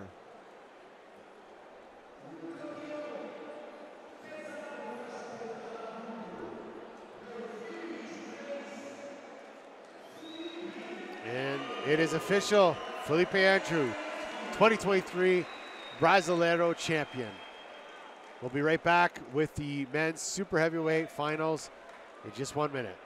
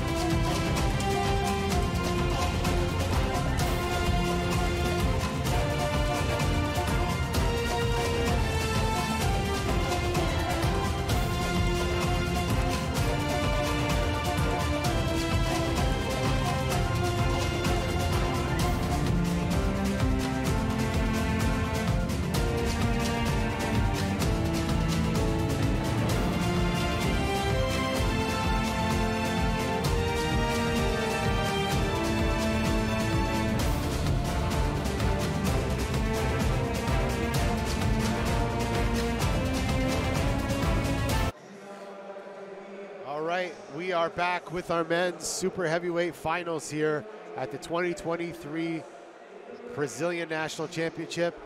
Elianai Julio de Braz from Team Crezio Lutas versus Pedro Lucas Suarez Ribeiro versus Companhia Jiu-Jitsu.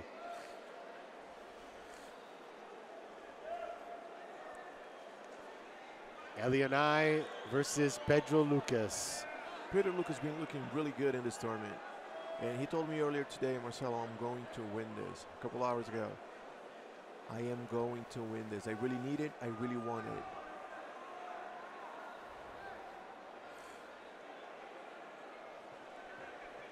it. Elianai in the blue kimono gets tossed by Pedro Lucas. Pedro Lucas, who has on the bottom, on the back of his gi, it says "Hero of the Ghetto." Love it. Which ghetto is he from? It's from Rio. It sounds more like Hero of the Hood. I think that's what is meant by it.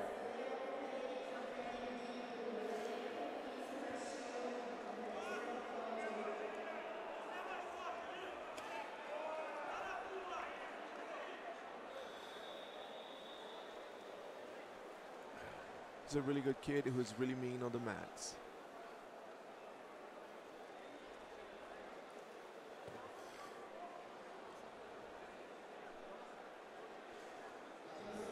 So this is the last of the finals before we get to the absolute finals. So 3 matches left here.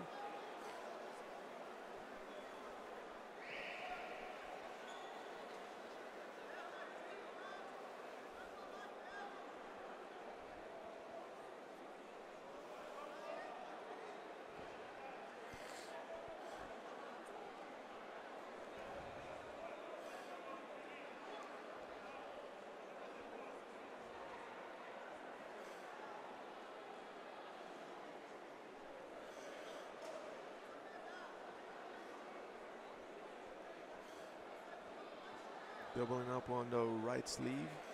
His opponent right there.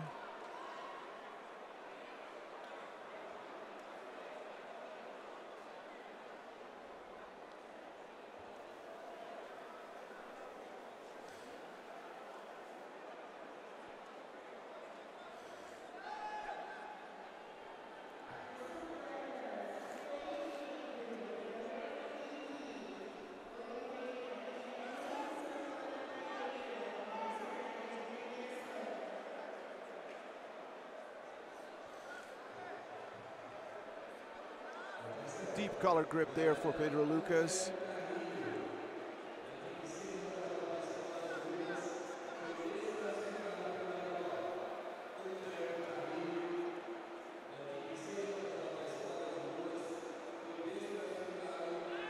Pedro Lucas with doubling up on the right side of Eleonai. He goes right back into kneeling position. Doesn't want to pass standing anymore. Now I was a little surprised that Pedro pulled guard. Is he known more as a top player? Top player. Got really good pressure. Started with some really good judo right there, and then went back to playing guard.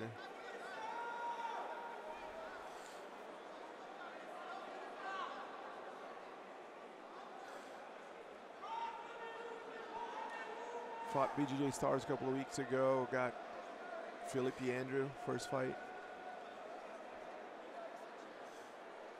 Lost by ref's decision. Judge's decision. No one was able to score.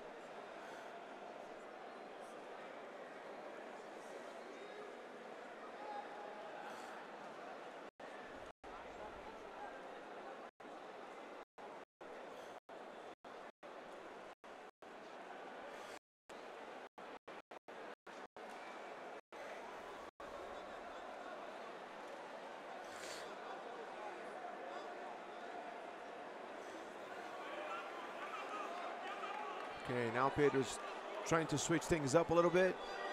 Yeah, Pedro's get that left leg lasso. Eleonai's trying to motion out to the right side. Moving towards the lasso.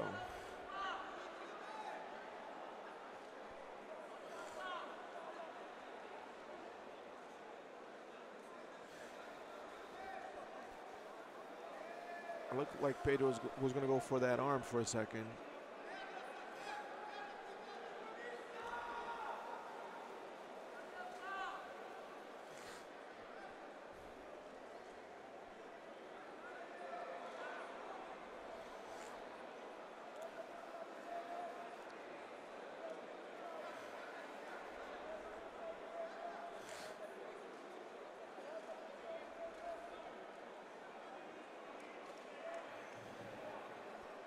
A little bit of a slow-paced match.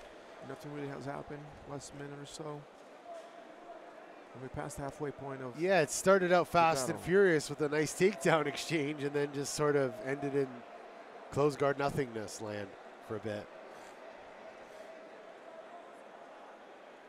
Seems like we're still there.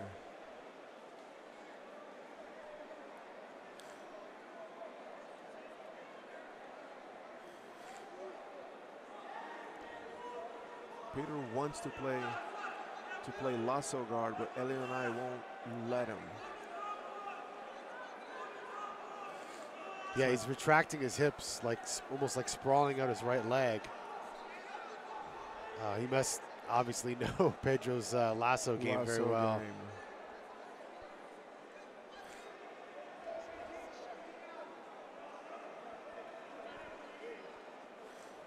Match is completely tied.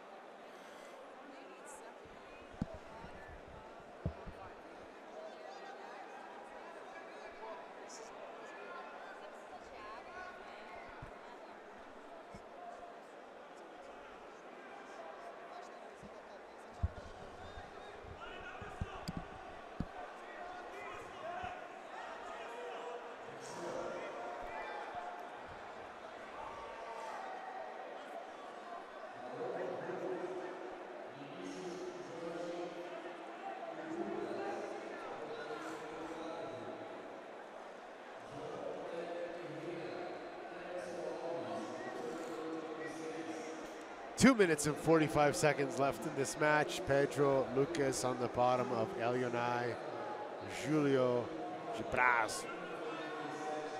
He had the foot on the biceps right there. He was creating some tension. Elionai didn't like that. It started moving. Pedro went right back into his original position. Classic.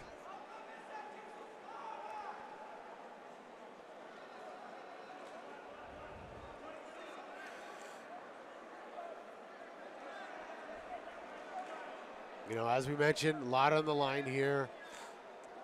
Brazilian National Championship. A lot of bragging rights for these two young men.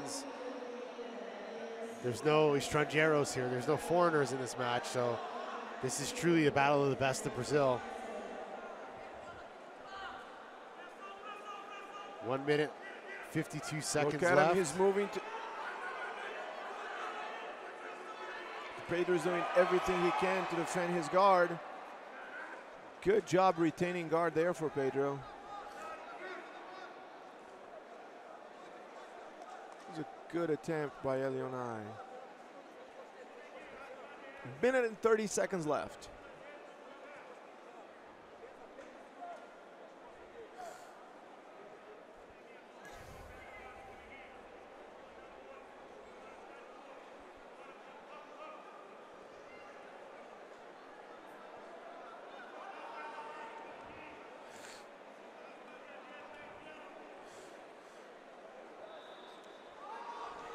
Minute and 4 seconds left. I'm really surprised this referee's not calling stalling calls. Earlier, he was handing them out like candy. Today, in this match, I think he forgot. But this has just been very uneventful, and I'm not trying to belittle any of these efforts here, but come on, guys.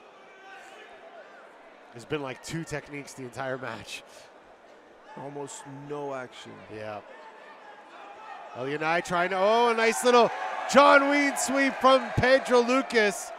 Beautiful sweep to the outside. It's only going to get an advantage for that. Yeah, Pedro Lucas has been waiting for this. He had that in the bag, his bag of tricks for a whole time. I wish he had done it sooner. 34 seconds left. Pedro Lucas winning by an advantage.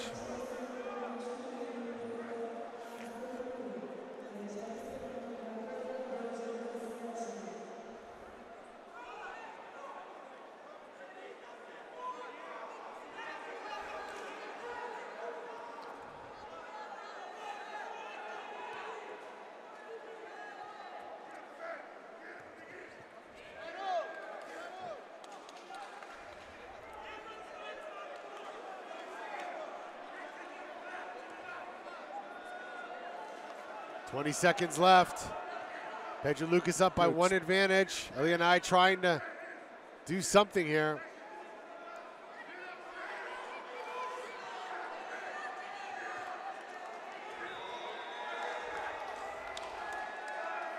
Three seconds left. And Pedro Lucas is your 2023 Brazilian national champion. Pedro Lucas Suarez Ribeiro from Companhia Jiu-Jitsu. He did it. He said he was going to do it, and he did it. Didn't do it in the most exciting fashion, but he did it. He's your new 2023 national champion.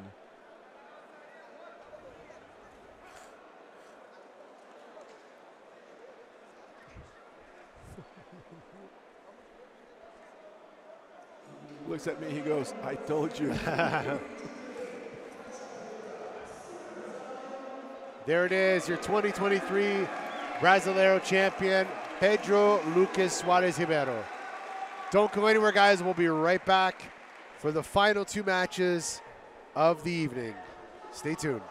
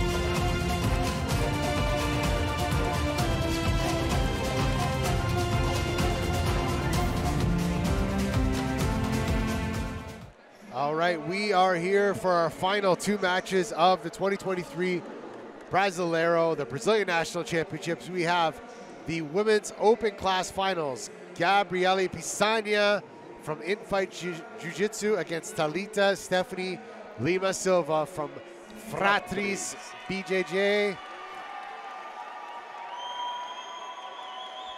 Sao Paulo versus the Cidade de Deus here in Barueri, Corey.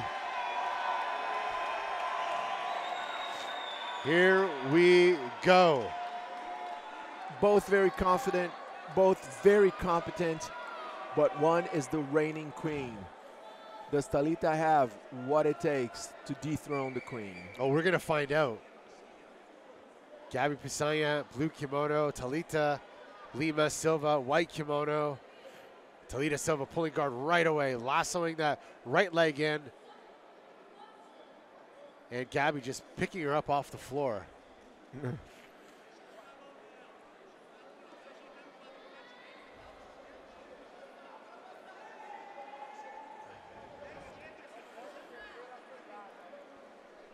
Gabriele getting nice and low now, putting pressure on.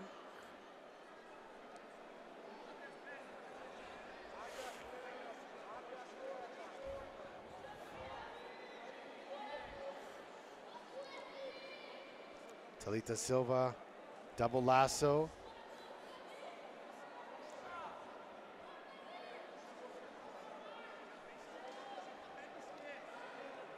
Was able to break that grip from her right leg right away. You see on the back of Gabriele Pisania, it says 3 words: Sonhe, acredite, and realize, right? Yep. Which means dream, believe, and realize. What a great motto. I know.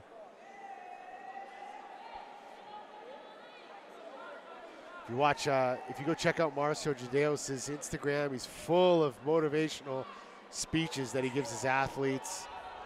Now translated a bunch of them.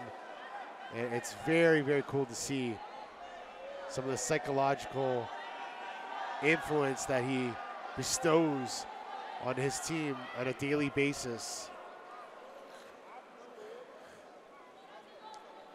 There's a lot of mentoring going on there that goes way beyond technique and competitions. It's way beyond the lasso guard. Way beyond the lasso guard. It's about the mental game, the mental training, like it says, dreaming, believing, and achieving.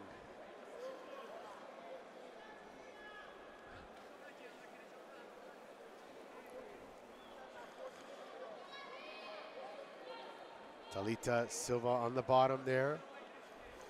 Doing a great job of preventing the passes of Gabriele Pisania. So far, we managed to stay out of trouble, which not a lot of people are able to stay out of trouble for almost 3 minutes with Gabi Pisania.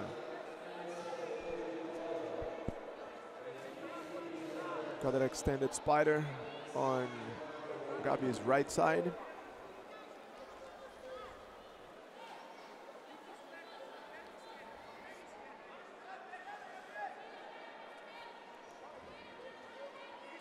Thalita looking for that leg, and Gabi uses it as an opportunity to shuck the legs by of Thalita Silva.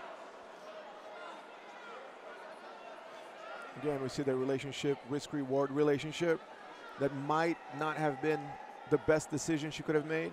I don't think scooping the legs on somebody as tall as Gabi Pisania is a smart idea. That's just me. But I'm not in the finals of the Brasileiro right now. I'm just calling the action.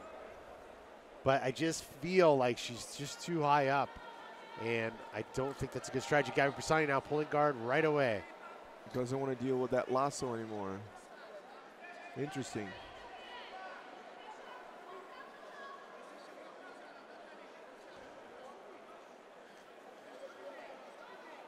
Trying to find that hook.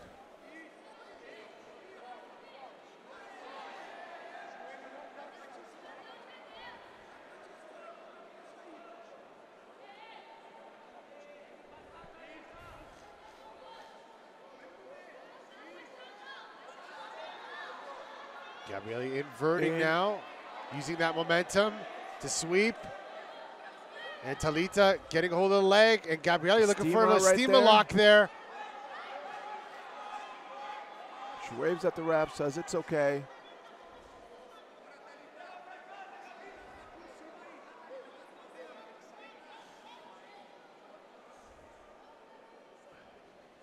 Gabi lets it go. Pulls Talita right back into the fighting area.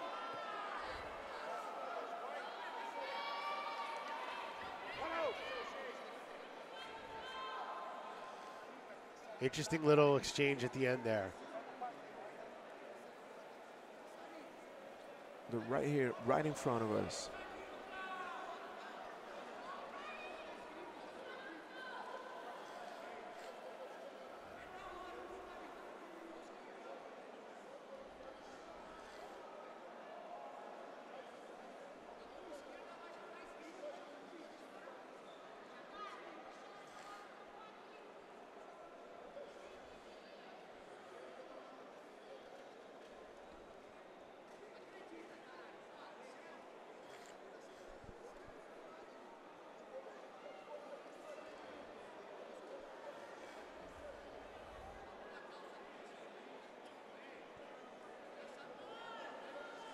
.527 left in this match. Gabriele Pisagna on top.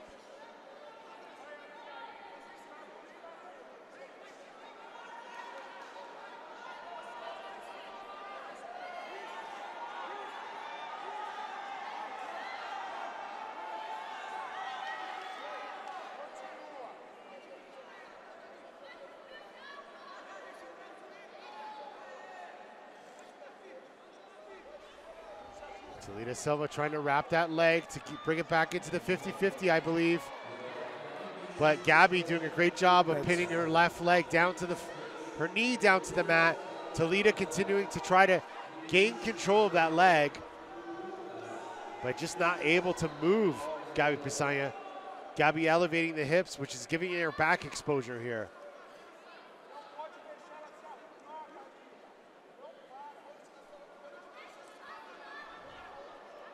Talita does have good technique and good techniques, good positions, but she's trying to play a strength game against someone who's way stronger than her.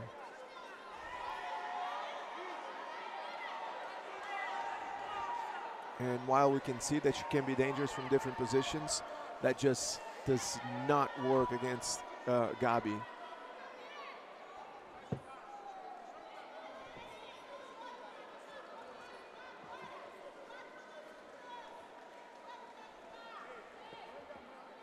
Gabi Pisagna on top, 4 minutes left, up by 2 points.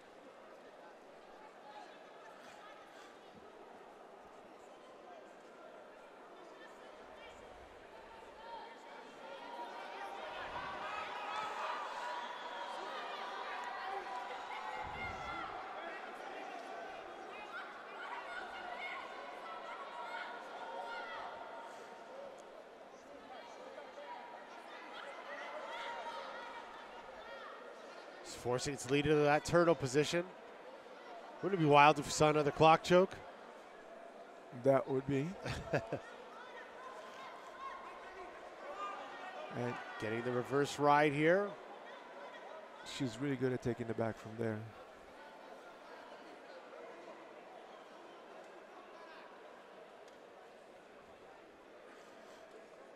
And you know, the pace of Gabi Pisagna is it's very, oh, Talita with a nice little roll there, trying to escape, but Gabi uses the opportunity to put both hooks in.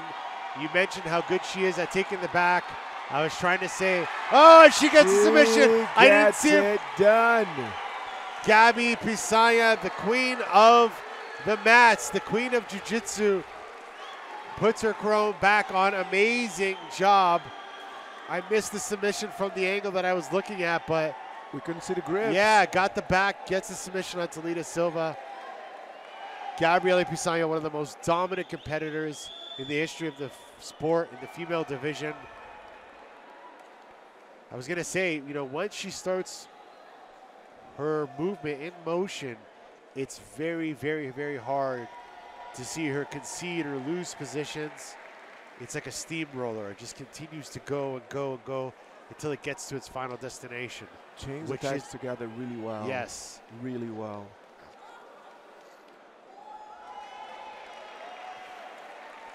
The reigning queen keeps her crown.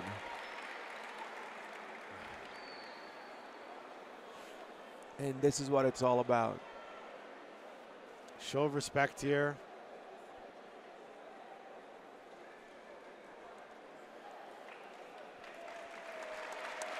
Asking for applause for her opponent. Yeah.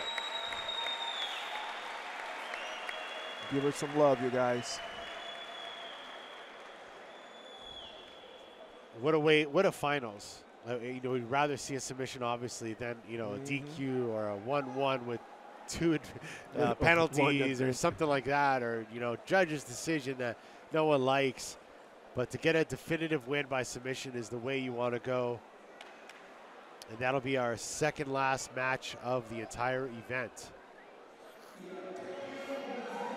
She puts the crown back on. Gabi Pissanha is your 2023 Brazilian National Jiu-Jitsu Champion. Congratulations, Gabi Pissanha. Cidade de Deus is in the house. All right, guys, we'll be right back for the men's open weight finals.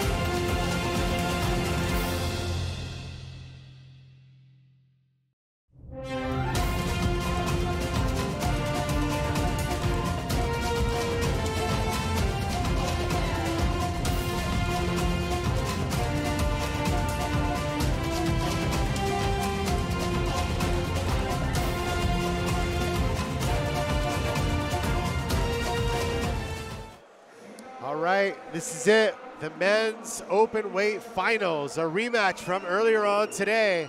The battle of Victor Hugo's. Victor Hugo from Six Blades Jiu-Jitsu against Victor Hugo Onario from GF Team. But only one of them is going to be a victor now. See what I just did there? I saw what you did there. I smelled what you're cooking. All right, let's see what's going to happen now.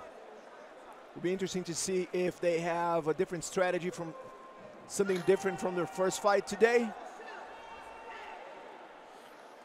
Again, open class. Victor Onario tries to jump right over Victor Hugo's guard. Didn't work out too well, but here we are, close guard against a very, very mean passer. Yeah, this is where we were before in their first match, but Victor Hugo was able to use the guard position to set up a, to get space, to get that single leg and come up on top and score on Victor Onario, who really pissed him off. It really did. I talked to Victor Hugo yesterday, and I asked him about a strategy, and he said, I don't really have one so far, but I think I'm going to pull. I'm going to feel him out first and then see what I want to do. He felt like if Victor Onario would try to pass standing, he felt like getting right underneath him would be playing a single leg X or something, some open guard would be his best chance. But Victor Onario is onto him. Yeah. Did not try to stand once. Here we go. He might try it now. Let's see if Victor Hugo can get underneath him, see what he's going to do.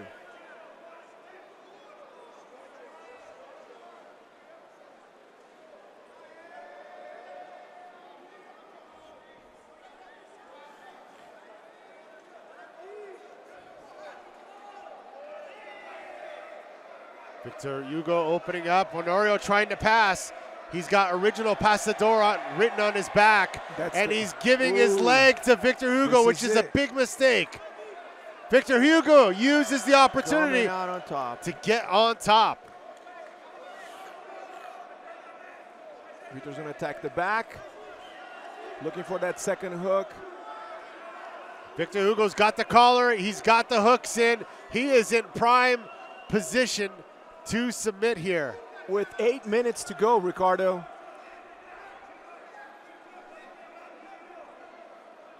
8 minutes to go. He's got both hooks in.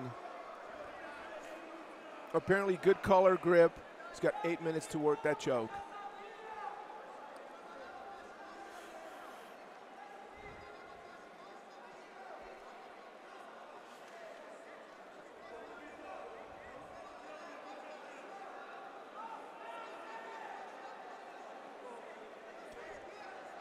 It's amazing to see how he took the back smoothly right there.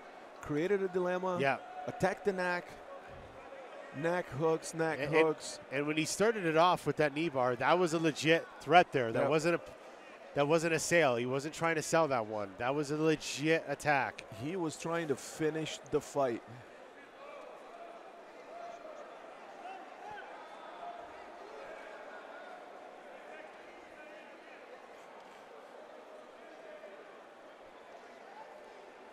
When you face someone who's really good at leg locks, it just changes the whole story of the game. Absolutely.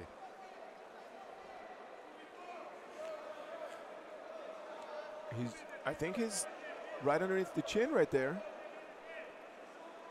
Can quite see it from here, but I think he's really deep in those grips. He gets the tap. Victor Hugo gets the tap on Vitor Honorio. Double golding in Brazil. Victor Hugo just submitted Victor Honorio in the finals of the Brazilian National Open Class Championship. Absolutely amazing. Victor Hugo is the man of the hour. And we'll see what kind of momentum he's going to bring from this event going into the Worlds. What an awesome way to finish this championship here. Two finals, 2 submissions, both in the open class. Yeah. Both of them double golding. Yes. New king in town. There's a new sheriff in town, man. There you go. I mean, he's not new to the game. Not at all. But Victor Hugo has done it. Double golds here in Barueri, Brazil, and is your 2023 Brasileiro, Brazilian National Jiu-Jitsu Champion of the IBJJF. Congratulations to this young man. Go check him out in Austin, Texas. What an awesome competition this has been. We're going to be signing off here in a sec. Ricardo Amendolia with Marcelo da Silva. Pleasure working with you this weekend. It's been an amazing event. Don't forget, check out all the archives on FloGrappling.com. What a pleasure. FloGrappling.com. Check it out. If you miss any of the fights, you have the archives. You have everything there. 9 full days of phenomenal fights. Go check it out. Marcelo da Silva out. And don't forget, Worlds coming at you in 1 month. See you guys.